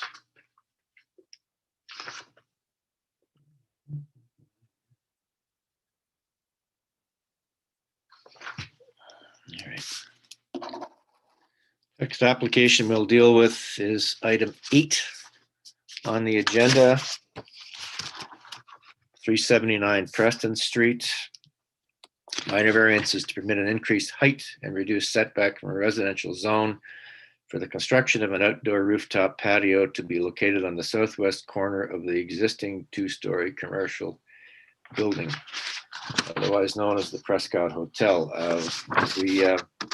adjourned these applications on the 3rd of February to allow time for Mr. Glass to obtain clarification with respect to questions posed by the committee members for the proposed patio. So anyway, so that's where we're at. If I remember correctly, we had issues with hydro and clearances and the size of the patio as a result of hydro's requirement for clearances. I think there were always also questions regarding the number of patrons that would be allowed to be seated on the patio by AGCO, and things like whether or not a noise study was going to be undertaken or was necessary to undertake in this circumstance. So, Mr. Glass was the agent for the applicant.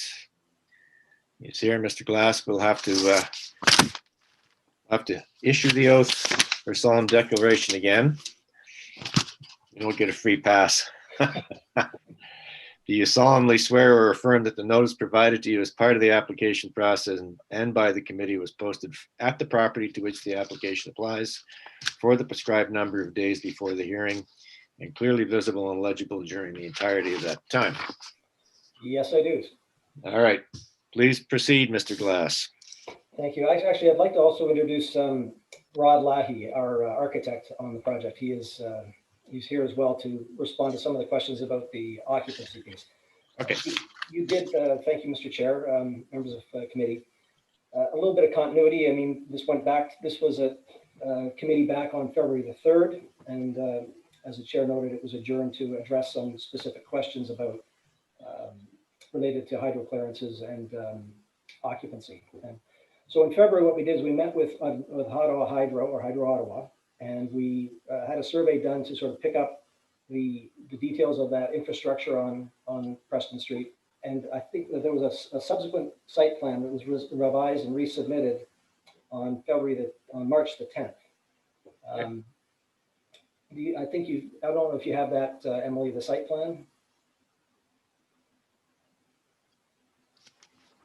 I don't know if Emily's there. There we go. Is this it? No, that is not it. Okay, I'll, sorry to interrupt. I'll work on bringing it up, okay? Okay, all right, that's not, yeah, it's the one that was resubmitted that I have here stamped March 17th by Committee of Adjustment. That's the one we're looking for. Okay, I'll find it.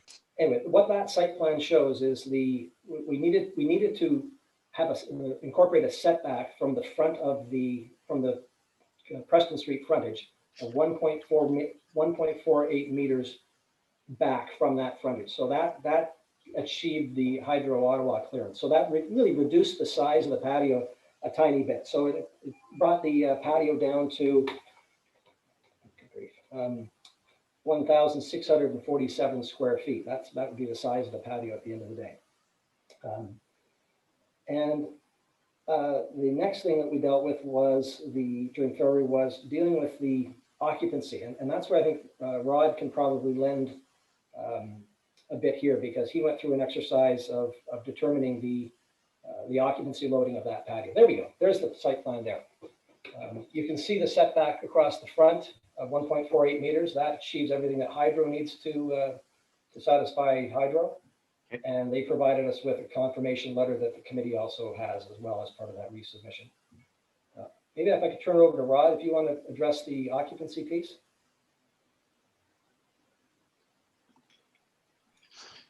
So, there we go.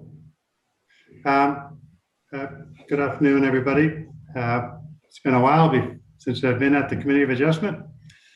I like to avoid you guys. So, anyways, the mutual.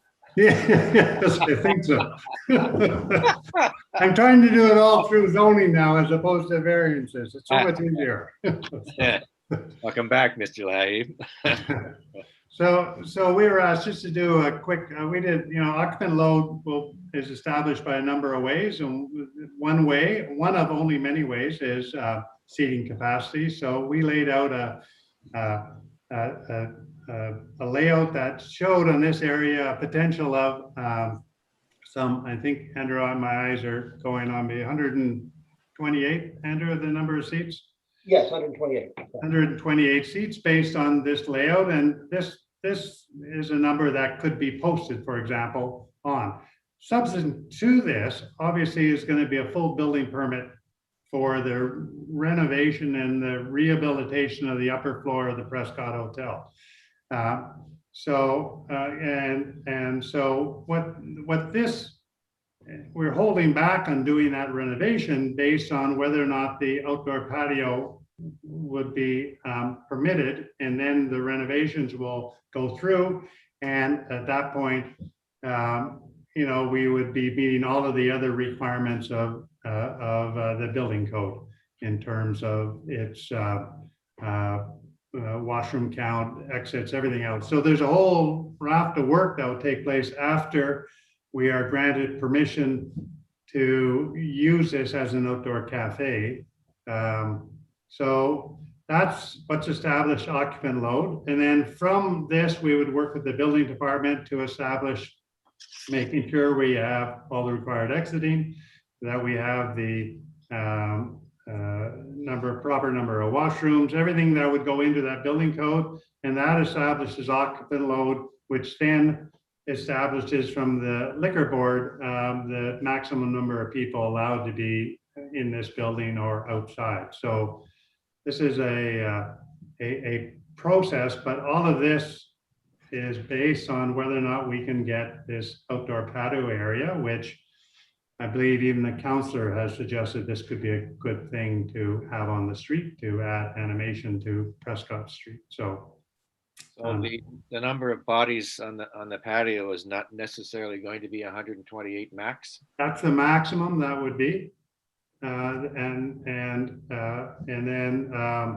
then everything else comes into play afterwards in terms of total number of washrooms within the building, travel distances, exiting. So that would be a maximum, and so during this further review in terms of building code, there could be a limit put on the total number of people using the Prescott Hotel, for example, and that could be split up between the two floors and the various parts of the building. So, you know, the Prescott hasn't really been updated for a long time. So, so there's a lot of issues have to be dealt with, but they're all solvable. It's just really a matter of moving to that next step of the building permit process.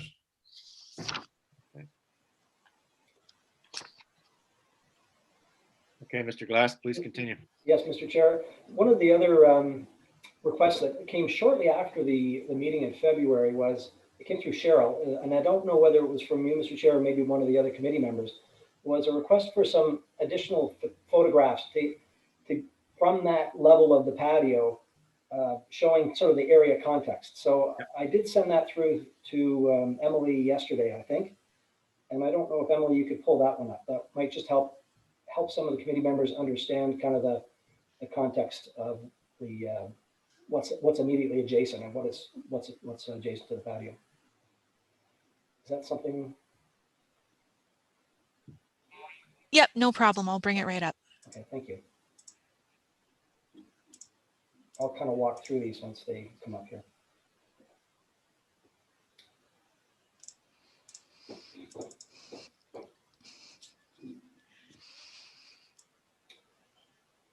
Okay, I think, is that the very beginning? I think that's sort of down the way. If you go right back to the very beginning. Yes. Okay, there you go. Now okay, you've seen this one before. This is what we had to give you an area context from an aerial perspective to the surrounding uses. Can you go to the third slide, please, Emily? Okay, so this is sort of standing at with my back to Preston Street, kind of looking east, and that yellow block that I've tried to show there is where that proposed screen wall. There's going to be a 2.4 meter wall, tall screen wall that screens lands to the east, and of course screens out all of that mechanical equipment that is on the roof behind on the other side. Is that a solid wall, Mr. Glass? Yes, it will be. Yes. Okay. Again, again, I'm just trying to give you some perspectives from slightly different angles. This is from the northwest corner. Again, behind me is Preston Street, and this is just, you can, again, looking kind of, you know, east, southeast from this image. Again, the next one. And this is from the southwest corner of the patio, again, Preston Street behind me. To the right is that two-story commercial building, which is part of a barrier between us and the residential lot to the east and west of our east and south of us. The next slide, please. Again, this is looking straight down Preston Street. Again, there's that commercial building immediately adjacent to us to the south. Next slide, please. Again, this is panning a little bit to the east. And for clarification, the building behind the commercial building directly adjacent to the Prescott is the apartment building that's built almost at the corner of Norman and Preston. Yeah. That's the rear of the relatively new building. Yeah. So, and they have no balconies at the back of that building? No. Not that I can see here, no. I think they almost went right to the rear lot line. I seem to remember, so. All right. Okay, thank you. If we could just again move to the next one. Again, this is looking from the east edge of where the patio would be, looking west out towards Preston Street and straight directly west. Go to the next slide. Again, that's looking south. That's in there twice. Sorry. Next one, please. And again, that's looking north from the patio at the front. In fact, you wouldn't be able. This wouldn't be the front of the patio because again, it's going to be a 1.5 meters or 1.4 meters back from that line. But that is the presentation onto the street from the patio. And if we could back that, back it up one, I guess. Mm-hmm. I'm looking at this. I'm looking at the Preston Street. I think one of the questions you were asked the last time we met was a noise study. Whether that was going to be done because you are on an elevated patio with 128 patrons. We did not prepare a noise study for this, and the reason for that was because we had that building, the two-story commercial building immediately to the south of us, which forms a physical barrier between us and the residential lot to the south and east of us. We felt that and together combined with the 2.4 meter high screen wall. And if we could maybe go 2 more slides, right to the very end slide, if you don't mind. Next one. Okay, this is way behind the patio. This is at the very east end of the rooftop. And in the last fall, when they were installing some new rooftop equipment here on this on the roof, there was an infill piece. So you can see that wooden wall that was added at that point. Again, trying to sort of show a concerted effort to deal with the noise issues by installing that screen wall as well to mitigate potential sound from not just the rooftop equipment, but also from the patio, which is going to be again further to the west of where I'm standing here when I take that photograph. So and for those reasons, we felt that the building, the sound, that solid wall and this wall, it did not warrant that extra noise study. We felt that this addressed that. And while we're on the topic of noise study, maybe Mr. Nato is there. Department, I understand the department is in concurrence with this application.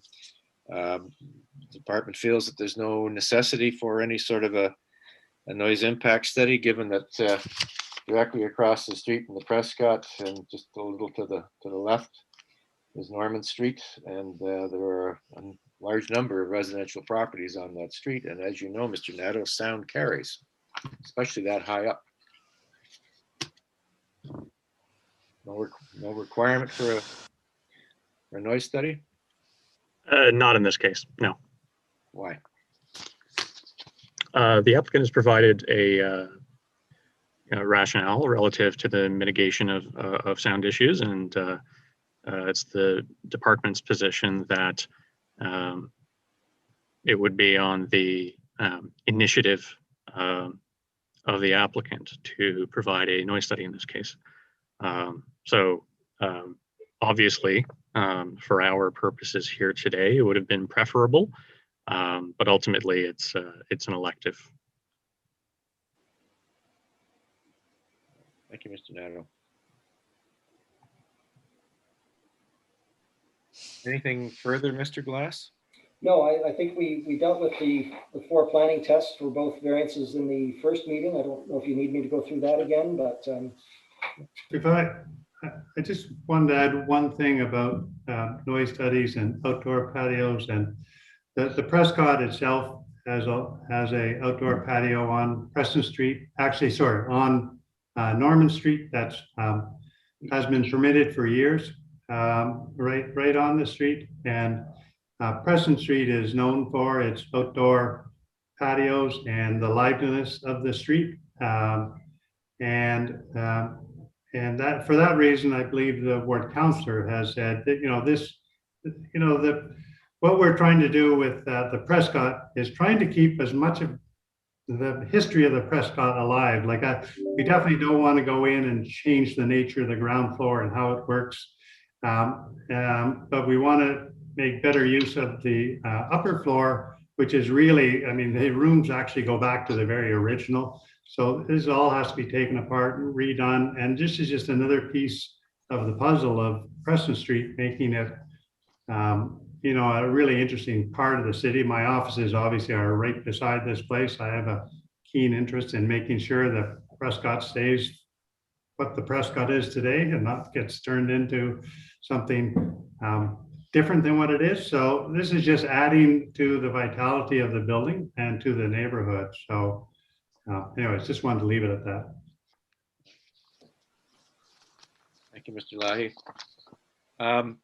I think there's one question for Mr. Nadeau, and I should have asked him when I had him on the first time.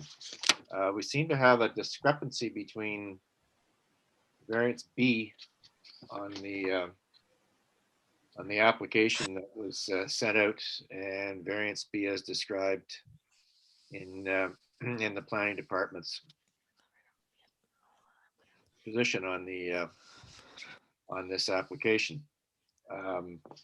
Variance B for us is an outdoor commercial patio located within 30 meters of a lot in a residential zone, whereas the bylaw prohibits outdoor patios within 30 meters of a residential zone unless it's screened and separated as to mitigate light and noise from the patio. Your variance B is a little different, Mr. Nadeau. Which one are we supposed to use?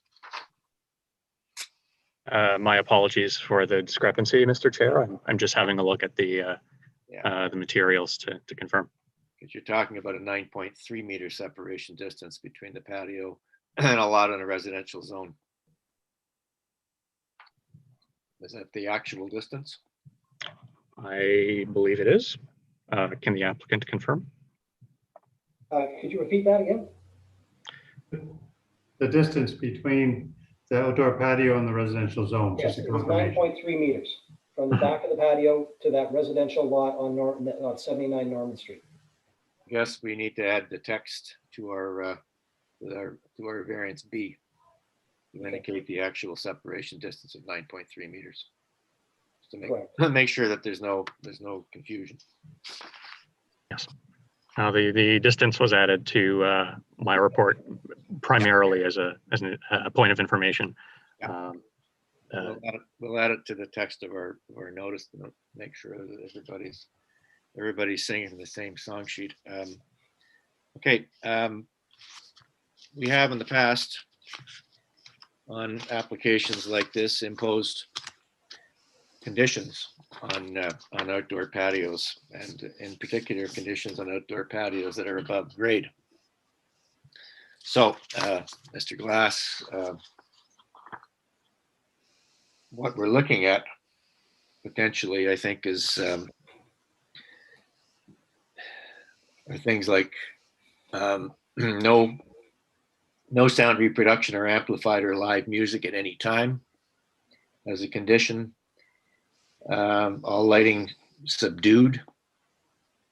But the patio, now that we know that the maximum, the patio be limited to 100, you've indicated 153 square meters on your site plan, 153 square meters in size and a maximum of 128 patrons. Patio hours of operation is something I think we need to discuss as well. And operation during the year, which month to which month. Plus, of course, something that I thought of, this is a sports bar. Is there an intent to put televisions outside? I don't think that's been contemplated yet, Mr. Chair.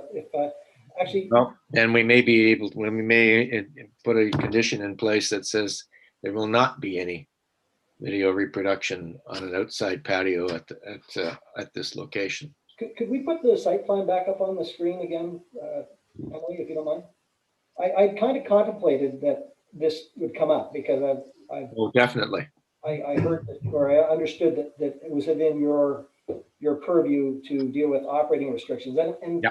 Anticipating that, I had actually included some just to engage that conversation, and so you can see in that box, I had contemplated obviously operating restrictions, maximum area being the 153 square meters that is.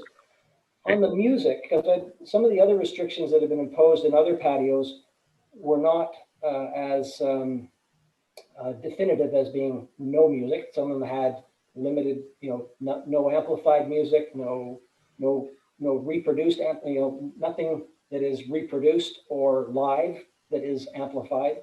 And so I had contemplated, say, no amplified live or reproduced music after 9 p.m.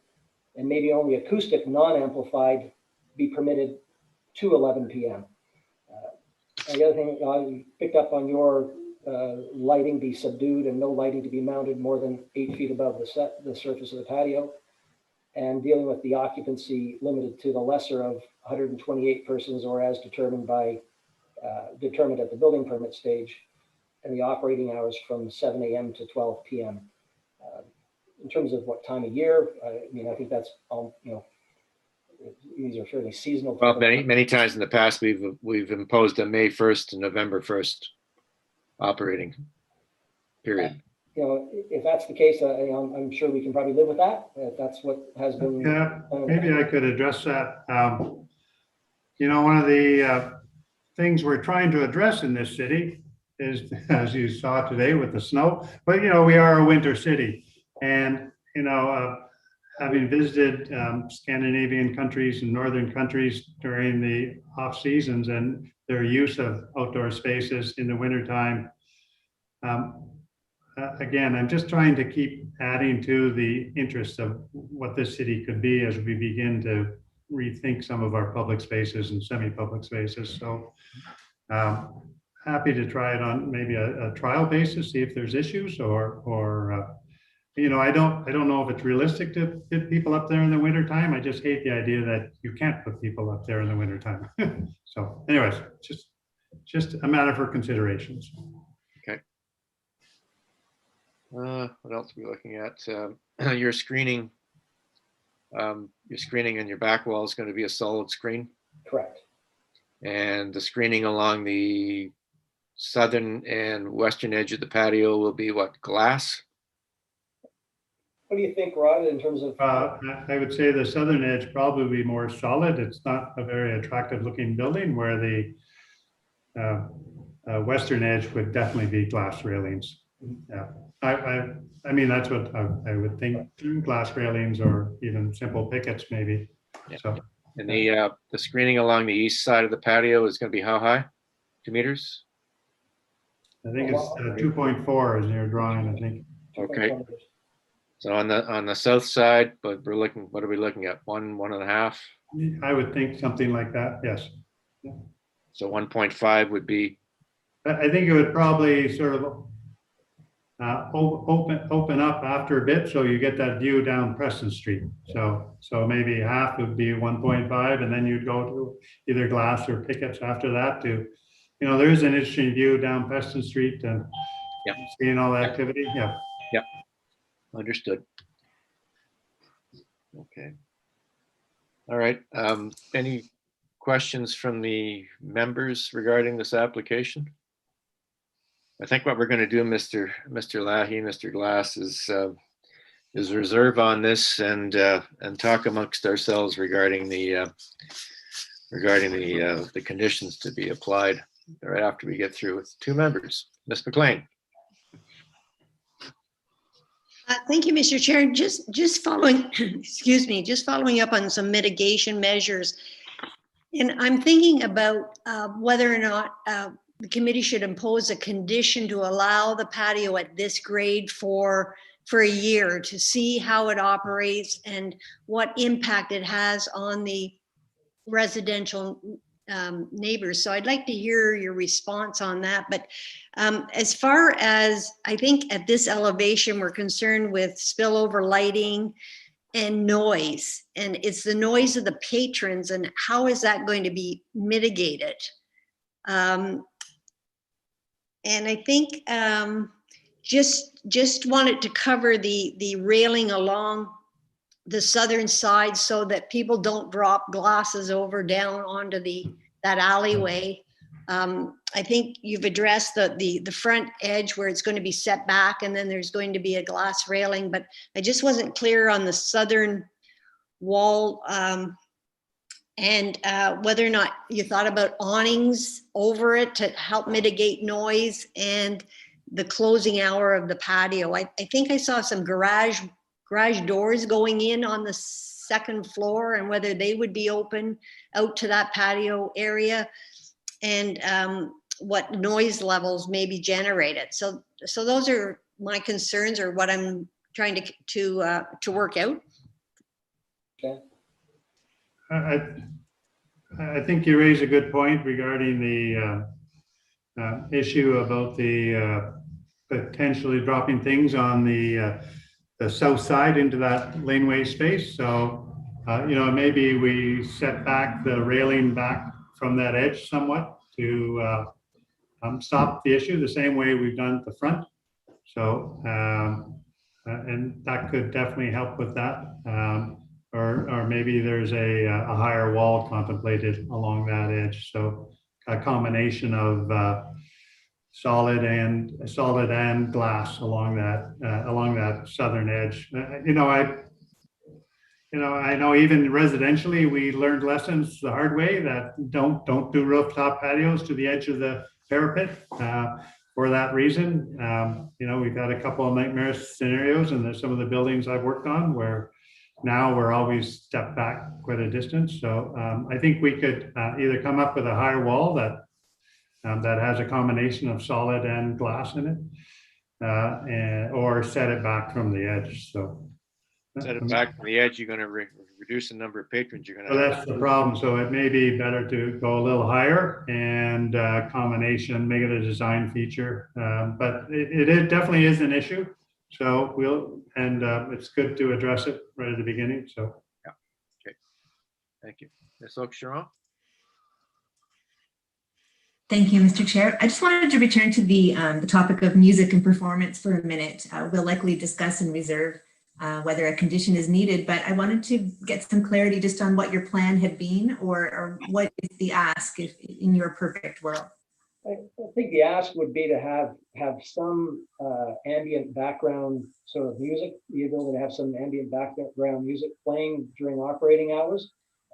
Obviously, there are noise bylaws in the city that govern sort of noise levels, and we'd have to adhere to those.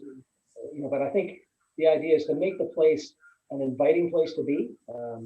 As Rod said, we want this to be successful. We want it to be part of that, what is vibrant along. We can't hear you when I'm working. Oh, can you hear me now?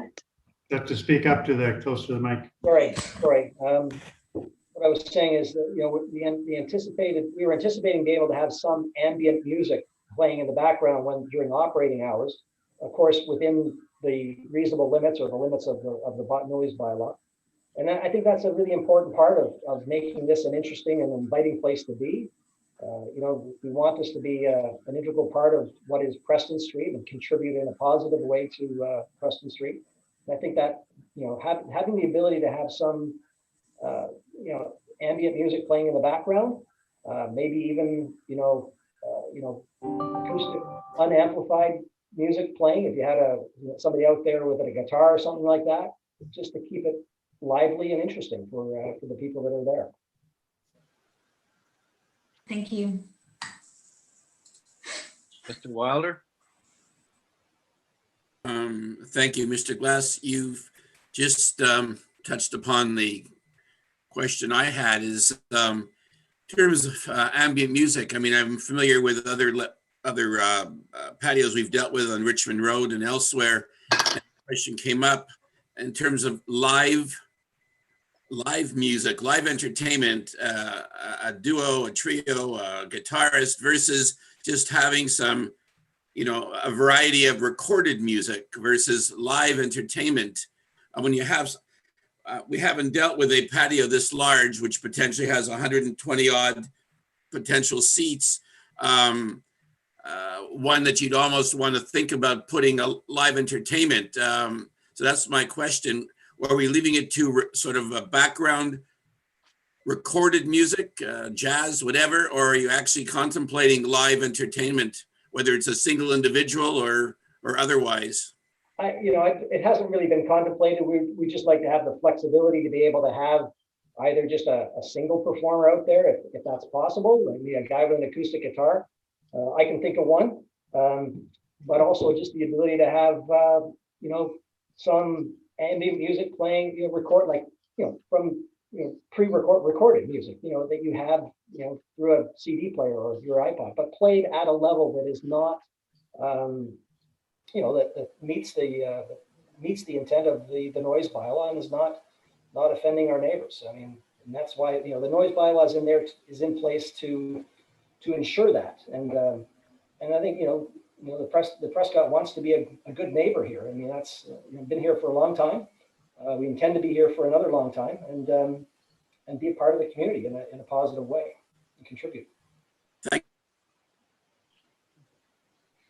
you, Mr. Glass. Anything else from the members of the panel? Any concluding comments, either Mr. Lahi or Mr. Glass? No, but very selfishly, if I can respond to you, Mr. Wilder, it's that guy who plays an acoustic guitar is standing in front of you. He's looking for a place. Pay you well enough to be an agent? I'm not going to comment. His brother's sitting in the other room there. You haven't met my brother. You haven't met my brother. You don't have to answer that. All right, gentlemen. I think the only thing I just wanted to reiterate, one of the things is we're really desperately trying to, you imagine everyone is struggling through this system, but my goal when I was asked to work on this project was you can't touch the ground floor. Like, it's an institution. Don't talk to me about additions or renovations to that. So, but the second floor really could be something much more than it is. So anyway, so we're excited to be part of sort of the ongoing history of the Prescott. So. All right. Just, Mr. Wilder. Yeah, just a question. Sorry, let me just get back here. I'm just You're often accessing. So I'm familiar with the Prescott. I actually dealt many years ago with the apartment unit that used to be on the second floor. There were some issues on the planning side. So the second floor is what's going to become of the second. This is the patio's up on the third floor, right? Up on the second. No, it's on the second floor. Oh, and it opens to. There was a one-story addition put on the Prescott years ago. Exactly. On the Preston Street side. Okay. Heading to the south, and so this basically opens from the second floor onto the roof. Right, Mr. Lay, via staircase. What is the access to the second floor then?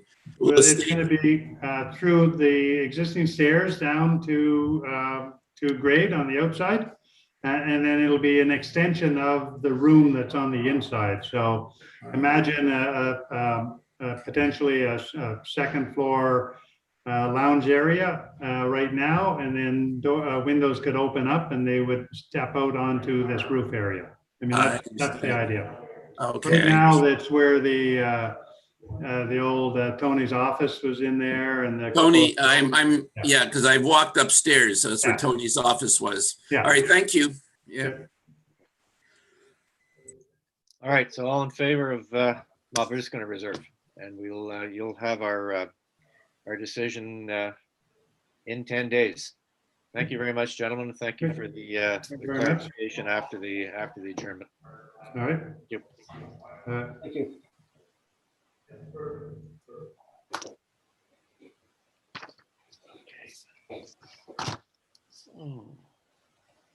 Next application on the agenda is 179 Strathcona. This is a minor variance to permit a reduced rear yard setback for the proposed one-story addition. And in addition, the owners require a reduced westerly side yard setback for the construction of a proposed front-facing carport, which is not permitted unless it is within the dominant character group of the streetscape character analysis. Carport will be located on the northwest corner of the existing dwelling.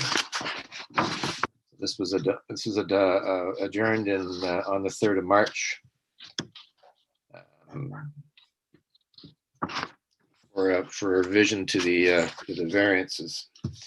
And Mr. Wim is the agent for this. You're online, sir? Yes, thank you. All right, and we have to go through the oath or solemn declaration.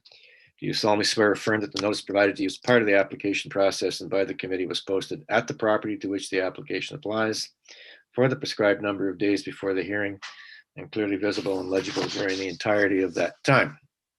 Yeah. Okay. If we get a quick comment from the planning department on this application. Yes, Mr. Chair. So planning department has no concerns with the minor variance request for to permit the attached carport, where attached garage and attached carports front facing are not permitted according to streetscape character analysis. But the situation on the street is quite unusual because the other side of the street is all formed through detached garages abutting the rear of the street, and that's creating the front-facing garages on the other side of the street totally.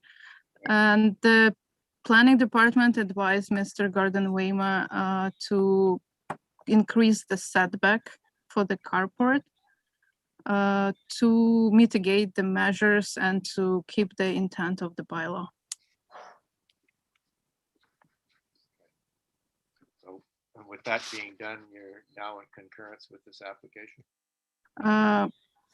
We have minor concerns, but the committee of adjustment can make the decision on this discretion. Thank you. All right.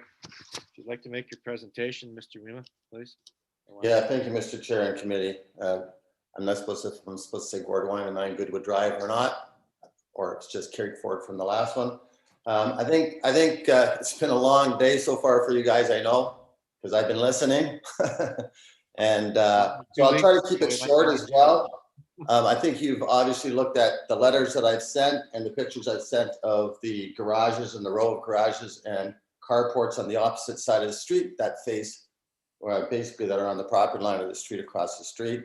I think as the zoning, City of Ottawa zoning people have noticed that, indicated as well, they're happy with the setbacks.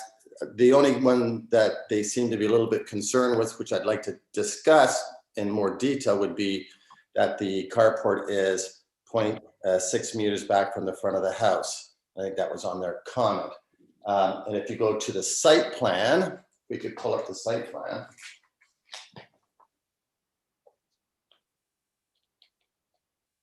Thank you. So you can see where the carport is shaded and how it's set back to 0.6 meters from the front of the house.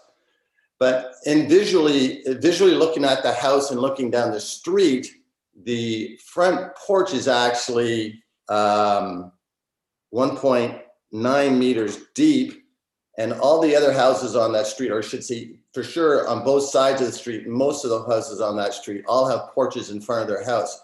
So in reality, the carport from the front of the house is almost 2.5 meters back from the front porch, which is what's visible from the street. We haven't shown on our site plan the porch of the house at 185 or at 175, but if you did, they're all in line with the existing porch that we have on our property. So all those porches are sort of in line. So visually, it's quite a way set back from the front of the porch and the porch line. If you could switch to the elevation as well, maybe just a front elevation of the house. So this is the front elevation of the house, and you can see the porch, sorry, the porch in the front, and you can see the new carport that we're looking at adding to the side of the house. And we designed this in a way as well to have a hip roof versus a gable roof. So, and it's a very, very slow slope. It's a 3-12 slope, which is as low as we can go for shingles. And it actually matches and ties in with the front porch as well. And the reason why we did that is to have less impact on the street, but also to make it look from the house sort of like the house had a wraparound porch, like a traditional old wraparound porch kind of look to the house.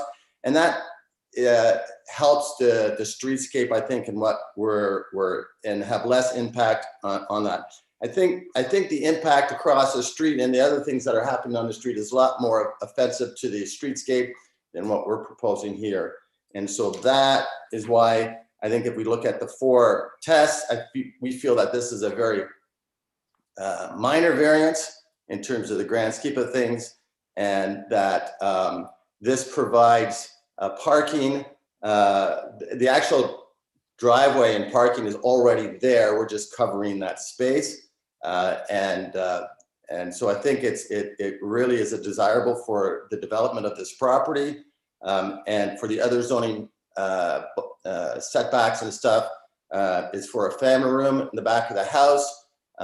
They have a growing family, and with the at-home restrictions from working and kids at home with school, they just need more square footage is basically what it comes down to as well.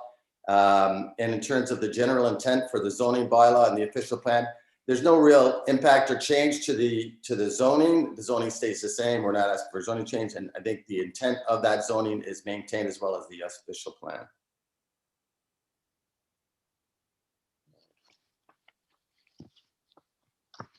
You wanted to look at the side elevation as well. You could see how the roof slopes back towards the backyard, and how the carport is actually pushed back. And it's quite a ways back from that front porch as well, which has very little impact, I think, in my opinion, on the street.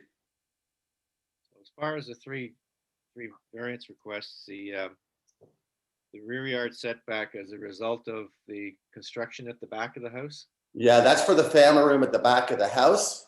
And that achieves, I don't know if you have all the plans or whatever, but that will achieve a family room space in the back of their house that would suit the size that they need for their size of the family, and a little mud room. Basically, it's a mud room and a family room in the back of the house.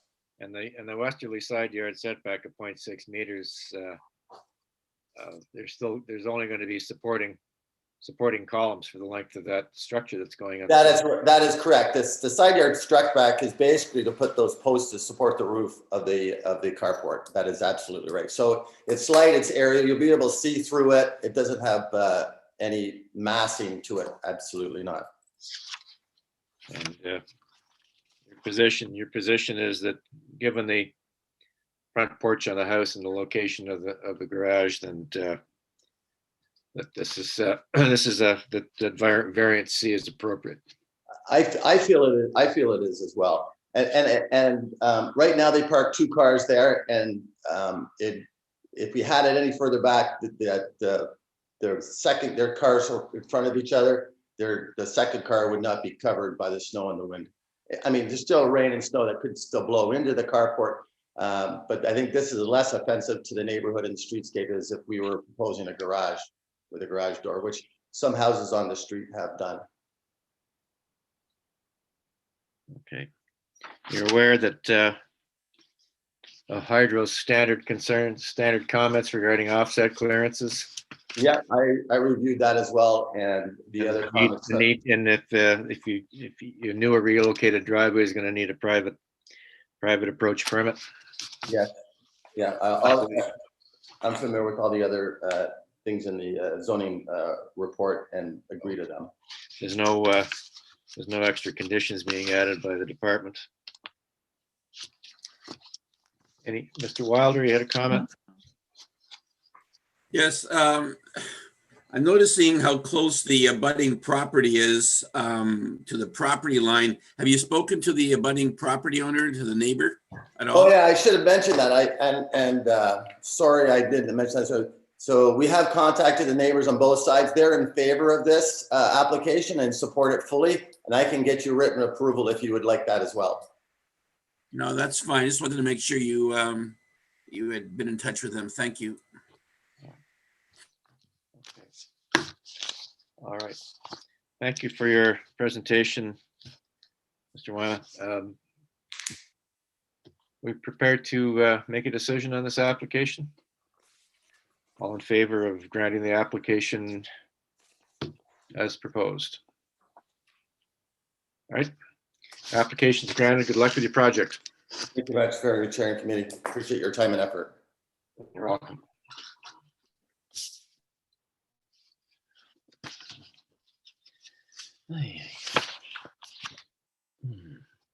The next application we'll hear is our items 10 and 11 on the agenda. 115 and 117 Homewood. We'll hear them in conjunction. These are minor variances to permit reduced rear yard and easterly side yard setbacks and a reduced rear yard area is proposed to construct a carport with a second floor deck on the roof of the carport. The existing second floor deck is to be demolished. This application was adjourned on the 3rd of March to add and or modify variances. So I believe it's Miss Steele who is the agent. That's me, yes. All right, we have to administer the oath before we begin. Do you solemnly swear or affirm that the notice provided to you as part of the application process and by the committee was posted at the property to which the application applies for the prescribed number of days before the hearing and clearly visible and legible during the entirety of that time? I do. All right. If you'd like to proceed, please. Thank you. So as our chair just noted, we are looking to apply for a minor variance to permit replacement of an existing second-story deck on the back of our home with a larger second-story deck that will cover the existing concrete parking pad that's there already. Our home is 115 Homewood, and it's one half of a building that also has 117 Homewood. Our neighbors, Kathy and Brandon, are also on the call today. These two halves make one a freestanding building that is located next door to the Pizza on Bank Street and Homewood, and is across from Lansdowne Park. The access to our back parking area, which is where we plan to have the deck, is via a public lane that runs north-south, separating our building from the Pizza, and along an additional public lane that runs east to west. That additional public lane has homes abutting it on Clary Street and on Homewood Street. So the backs of the homes on Clary and the backs of the homes on Homewood Avenue also abut that lane. That lane right now provides access to parking into rear entrances for these homes. And 3 of the homes on this public lane, including one that's kitty corner to ours, already have second level decks with parking underneath. The existing character of this public lane is largely parking.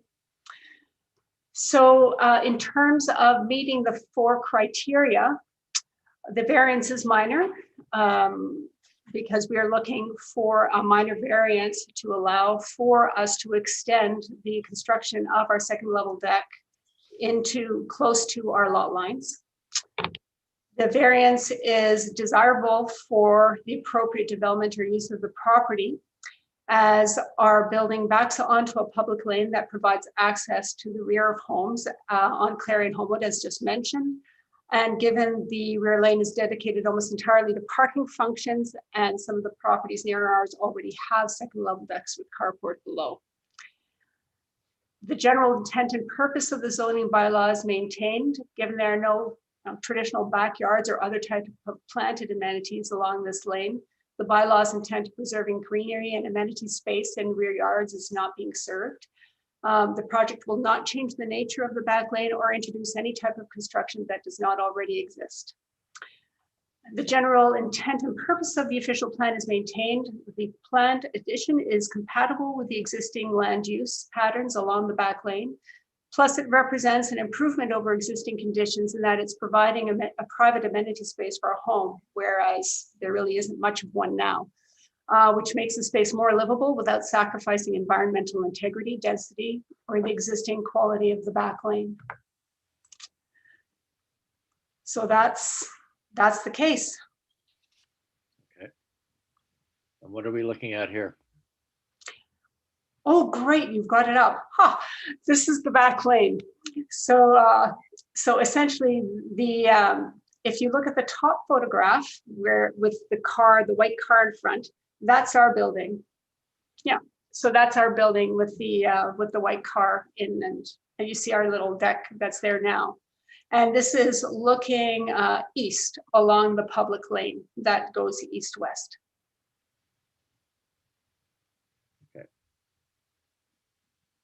And if you look at the other photos on that page,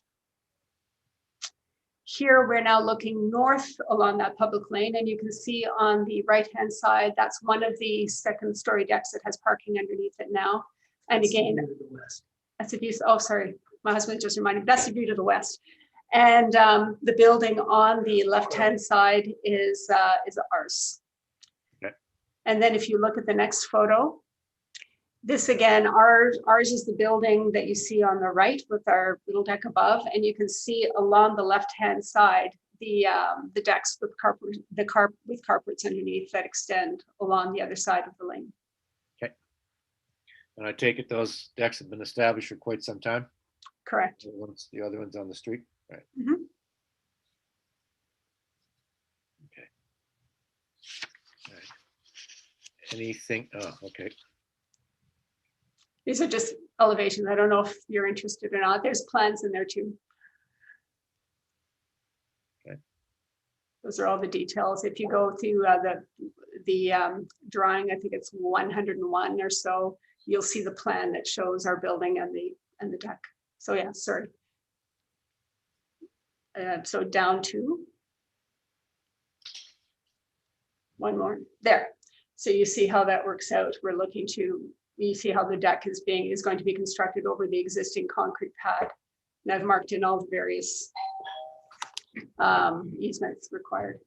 Okay. I think Ms. McLean had some questions. Please proceed, Ms. McLean. Thank you, Mr. Chair. Just a question regarding the registered R plan. In the rear yard, there's two part numbers, parts 3 and 4. I just wonder what impact they might have on your proposal. Okay, sorry, I'm just going to move that. If we can actually, can we bring that up on the screen again?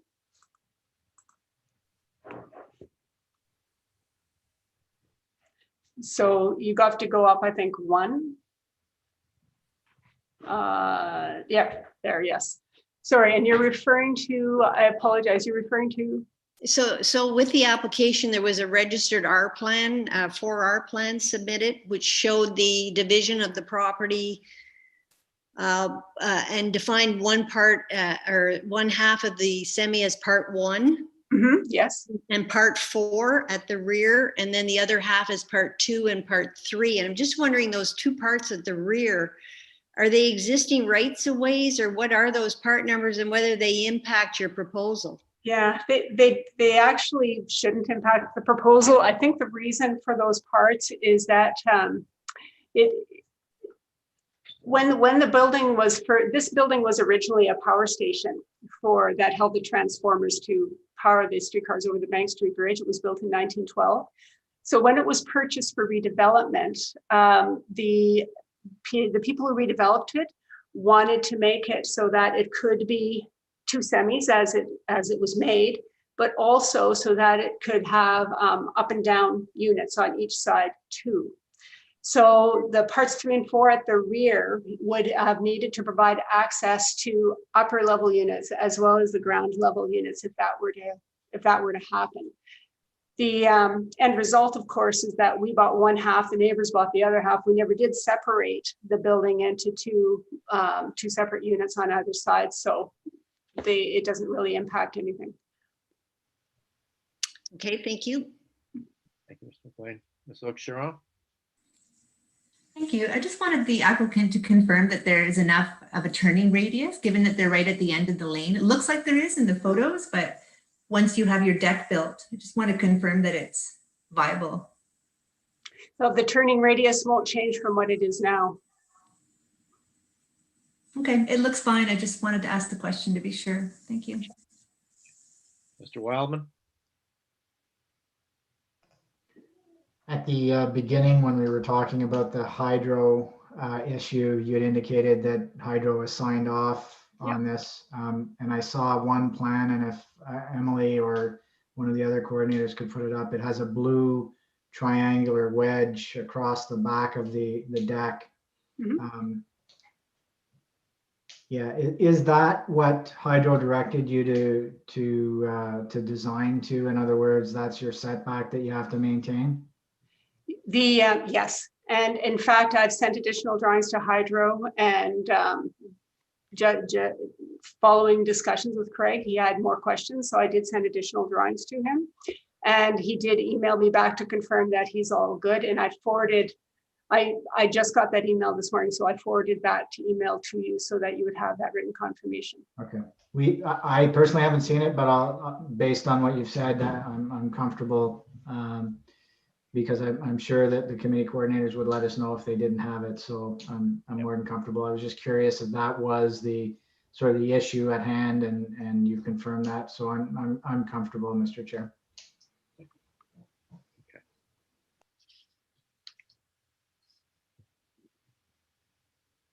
Thank you, Ms. Steele. Do Brandon McVitie, you wish to speak to this? No?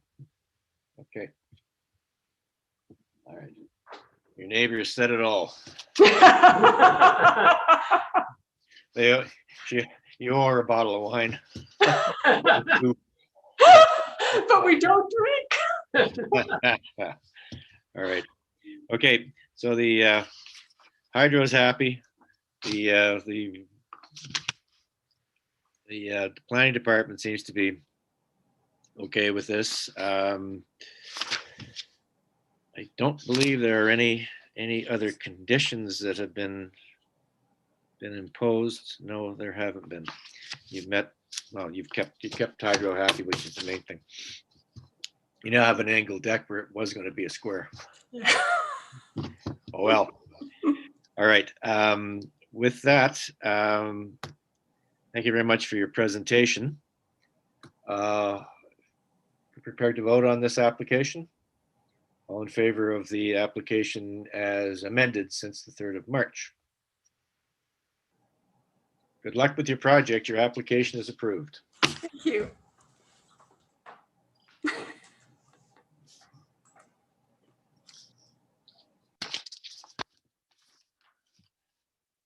All right. Next application we'll be hearing today is item 12 on the agenda, 66 Stewart.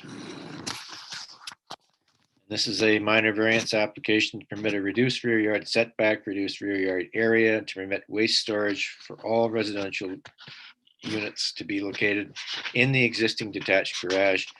It is proposed to construct a 2-story addition at the rear of the existing 3-story detached dwelling, and the addition will contain 2 rental units.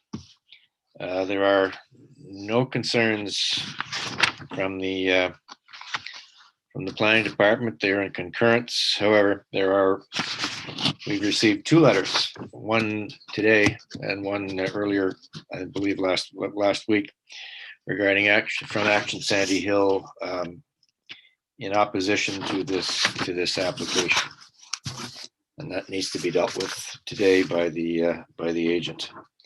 I think it's Mr. Irwin. Is he there?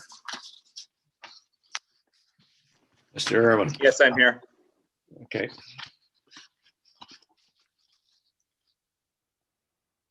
All right. Can you still hear and see me? I can still hear and see you. Yeah. Can't see you. You're against the light background, so all I can see is your backyard. I got kicked out of my office. I apologize. It happens all the time. All right. I have to administer the oath or solemn declaration. Do you solemnly swear or affirm that the notice provided to you as part of the application process and by the committee was posted at the property to which the application applies for the prescribed number of days before the hearing and clearly visible and legible during the entirety of that time? I do.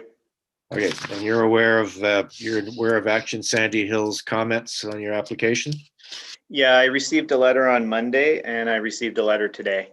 Okay, so the committee expects you to address what they've raised. So anyway, with that, please proceed with your presentation. So this project, we were dealing with a house that falls underneath the Ontario Heritage Act.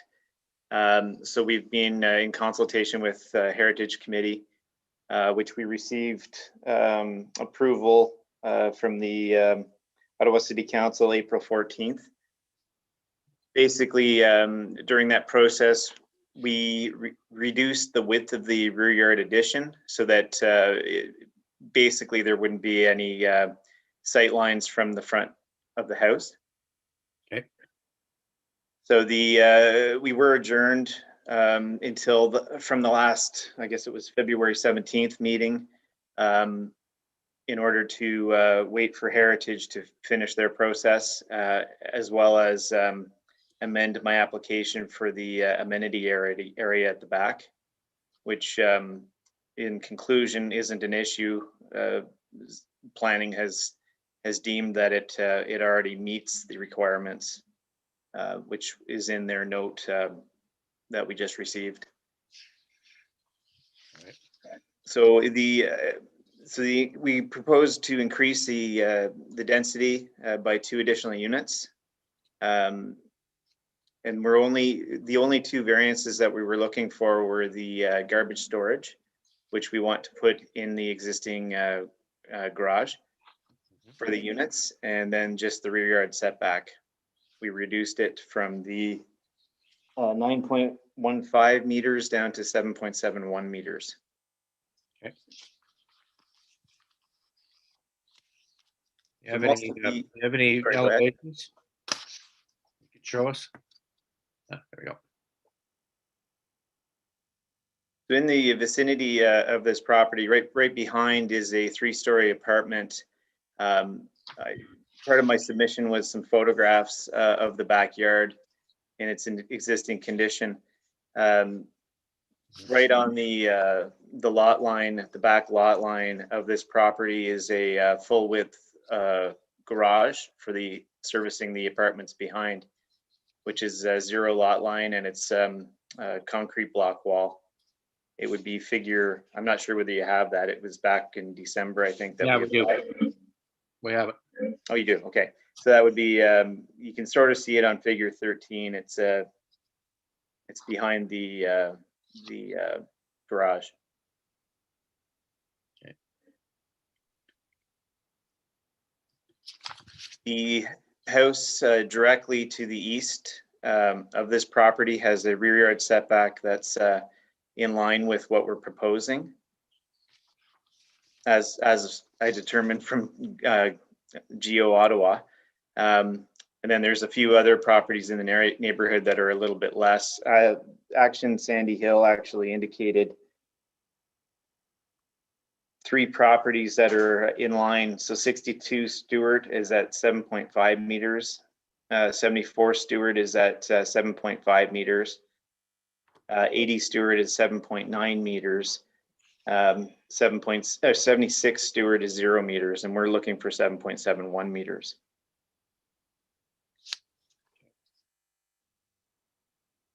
So I'm not sure how you want me to speak to the Action Sandy Hill letters. Well, you've got them, and we're asking you to kindly respond to their concerns. Yeah.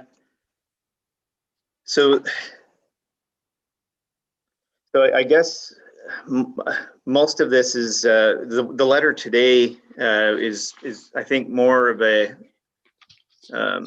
letter to planning, if I'm not mistaken. It was, I mean, it's to us, but it's speaking to city planners' submission and changing their minds again. So I'm not going to talk about that. The item number 1, which I just discussed, there's 3 properties that we are actually looking for a little bit better than what that they currently have. That's the 7.5 meters and 0 meter. The north side, Wilbrod, they're 177 Wilbrod. It's at 12 meters, which is true, but that's the apartment building that has the 0 lot line garage at the back of our house, at the back of the project. The client in this case is actually the owner of the property. Their intent is to retire in one of the units at the back, and then just use rental income from the other 2 units. The other letter, which was on Monday, this is speaking towards I guess the point that they believe that this is not a minor variance, which I still believe that it is a minor variance. We're looking for relief on the rear yard setback. I would have liked to have had a little bit more time to respond to them directly, but that wasn't possible because I just got it this week. The letter was dated April 17th. And the second letter only came in today. Yeah. I mean, we applied for this back in December, so I would have kind of Have you been in expected. touch with Action Sandy Hill since your application was put in December? Sorry, I didn't hear that. You said, have you been in touch with the community association since the application was applied for? During Heritage, there was a conversation that took place.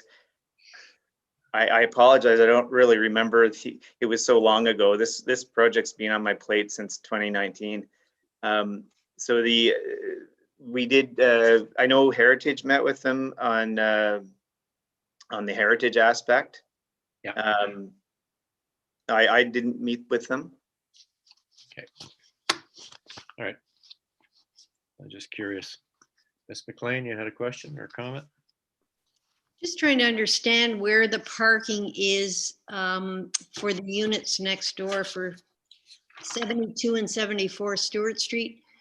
There's an indication that they're in the rear yard of 66, and I didn't see that on the site plan. I'm just trying to understand that relationship. If you can go back to the site plan, there's an easement, part 4. Oh, so there is another drawing that was submitted, which doesn't look like you have it. So there's an easement that actually encompasses the 7.75 note on the bottom right-hand corner, which is for the parking space. I'm not sure if you have any other, there was another plan that was submitted back in early April. So part of the sod amenity area that you're showing on the plan is a parking space for the unit next door, is that correct? That's correct, and it's going to be turf blocks were going to be used to, so the car could park on it, but still maintain the green space. But it's not green space for the subject property then? It's not usable green space, I guess. It's not usable green space. The amenity area minor variance that we were seeking isn't required anymore, as my understanding from planning is the existing footprint of the garage, the line would actually extend to the eastern lot line. So we're well within, bear with me here. So the need for the minor variance for the rear yard area was identified in February. Determined by the department that the proposed rear yard is in fact compliant with the 153 meters squared of lot area requirement, and that it can be measured at approximately 158 meters squared, because it's including the footprint of the detached garage. So that's part of the comments from the planning department. How many parking spaces are at the rear on the property of 66 for the owner of 7274? I don't know how many parking spaces they have.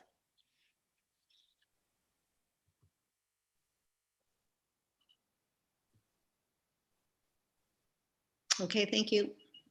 Thank you, Ms. McLean. Mr. Wilder?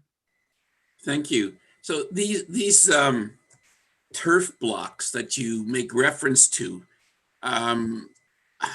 like I'm not familiar with the like turf blocks. So the parking space is going to be on these turf blocks? Yeah, they're concrete pavers that allow the grass to grow through, and they're used in, you can see them quite frequently in commercial applications where you have to have an easement for heavy equipment or fire lanes or that sort of thing across a green space. Jeez. And the parking, the car will park over this, is that correct? That's correct. So what happens? I mean, this is, you mow over this, in other words, concrete pillar, the grass comes up through it, and then you have to mow over it? Yeah, that's right. Jeez. And so the addition that you're putting on now, the additional 2 units, one or both will be occupied by the current owner in retirement? Is that what's happening? That's my understanding, yes. And they will have one of their cars, it'll be their car parked at the rear, is that the idea? Well, so no, the parking for the occupants of this property will be on the western side of the lot where the laneway is. So who will be parking? Who will be parking on this like paved area on these turf blocks? So that would be the property to the east of the of 66 Stewart Street. That was part of the I guess the application way back when that was severed off years ago. I see. So that was part of a different application, and it's already established. That easement's already in place. So they're satisfied with this new arrangement with the parking on this turf block. Is that the idea? That's my understanding. Yes. And that turf block, the grass coming through it is going to be maintained by your client. Is that the idea then?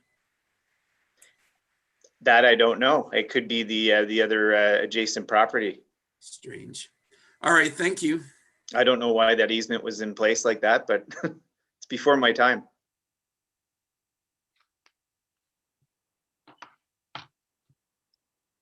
So the department's essentially considering a parking space to be amenity space. Is that correct, Mr. Nato? It is not, Mr. Chair. I think I had my hand up. I'll put it down now. I think I can offer a little bit more clarity in terms in terms of the parking question at hand. Okay. I do have the additional drawing up on my other screen here.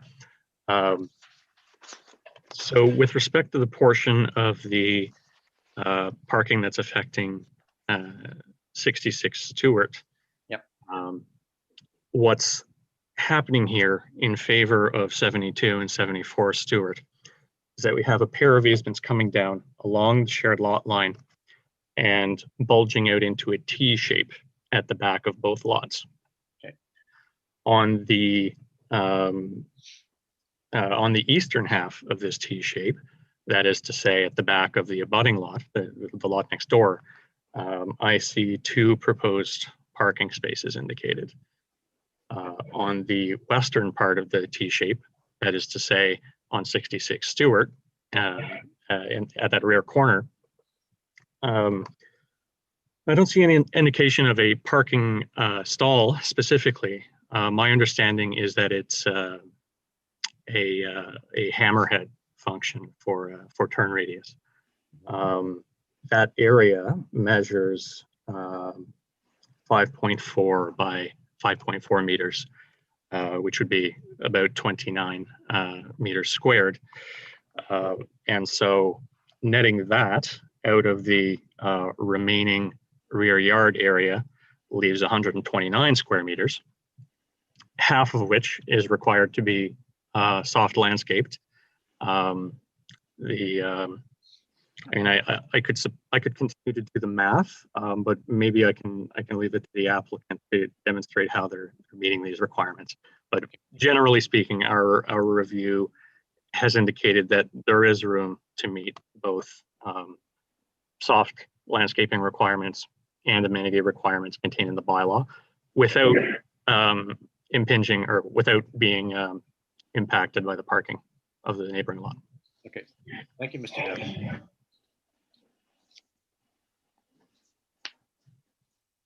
Okay, Mr. Irwin, please proceed.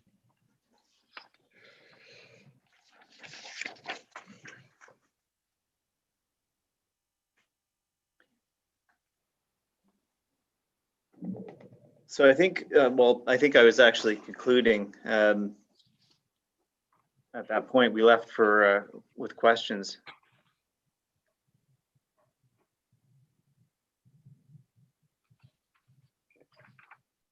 All right.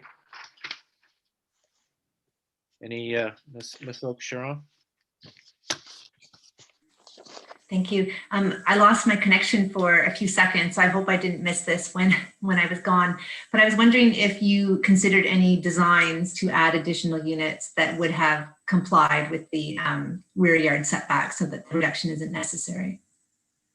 Well, we would have had to have reduced it by another 5 feet, which would have made the units, it would have compressed them to the point where it wasn't as comfortable using the space. So we did look at reducing them. But at the end of the day, the space requirements to make it function properly in a square space, it seemed to make more sense to extend it out towards the back. Mm-hmm. In order to get the 2 units, but potentially could it have been 1 unit? Well, they're looking to have a smaller space. So if we had a 2-story 1 unit, it would have been too big. It would have been a large semi for them. So they wanted to downsize the space for 2 units and get the rental income. Okay, thank you.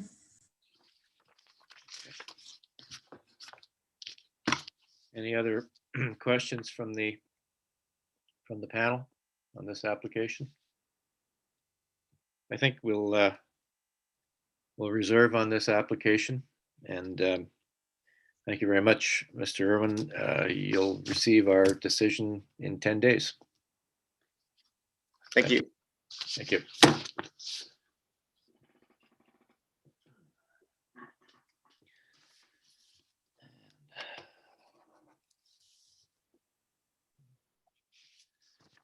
The next and the final application on the agenda today is 79 Creighton Street.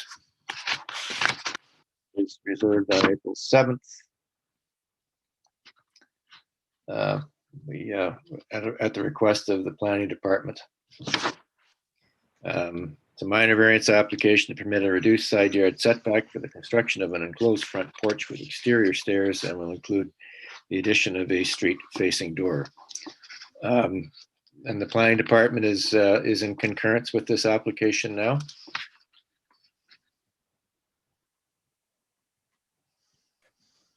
Yes, Mr. Chair. So the applicant consulted with the Heritage Branch. They have no objection to the minor variance requested. It's within the Heritage Conservation District guidelines, and the Planning Department considers the minor variance minor in nature, as it's almost grandfathering the existing condition in terms of the interior yard setback. Thank you. Okay, thank you very much. Mr. Pyman is the applicant. Is he there? Yes, Mr. Chair, I'm here. Okay, and for the record, your address, please, sir? My address is 79 Crichton Street, for the record. Okay. I think Ms. McLean had some questions regarding survey plans and lot lines. Thank you, Mr. Chair.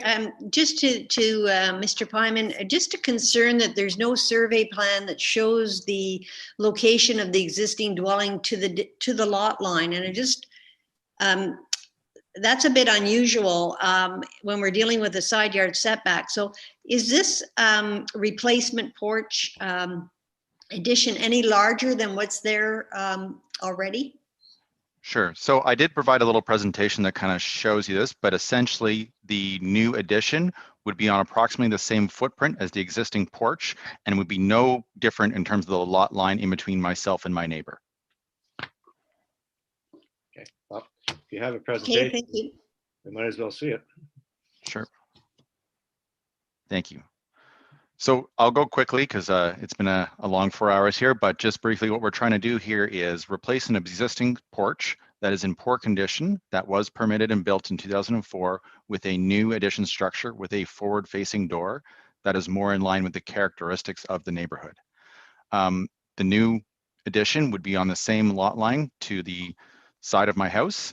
It would just be extended a little further to promote a proper opening for that door. But in terms of the lot line, it would respect the same distance that the current structure has. We consulted the neighbors who are owners to the right of us, who are currently out of the country, but we have a good relationship with them and they have admitted they are very supportive of this project. And we worked through our local heritage committee and received their approval also. Can we go to the next slide? So this is just a brief sort of picture of what's there now. As you can see in the dark there on the left, there's the existing porch structure. It doesn't really have any heritage value to the home as it was constructed 100 years after the home was built out of pressure treated lumber. But what we're proposing is to basically use that same footprint, but to have a proper forward facing door on the addition, which is on the right-hand side. Okay. The benefit of this design is that currently the porch kind of slopes off to the right, which is funneling a large amount of water onto my neighbor's property. We've now come up with a side gable design, which is going to funnel that water back into the rear of my property. All right. Okay. Next slide. So the 4 tests, I've kind of turned these into questions. Is this variance minor? Yes, we believe it is because the proposed structure is small and sits on the existing footprint. And it mirrors the same setback that's on the property line existing, which was done via a permit in 2004. Is it desirable? Yes, we feel it is. It's a very small structure. It would mitigate the water runoff issue with the neighbors and have a forward-facing door, which is typical of the neighborhood. Test 3, is it in the intent of the zoning bylaw? Yes, we believe it is because it maintains, as I said, the same footprint and the same setback on the property line. And in terms of the official plan, I don't see any impact here on how this would alter Ottawa's official city plan. Okay. Thank you. All right. Thank you, Mr. Pyman. Any questions for the applicant? Prepared to vote on this application as proposed?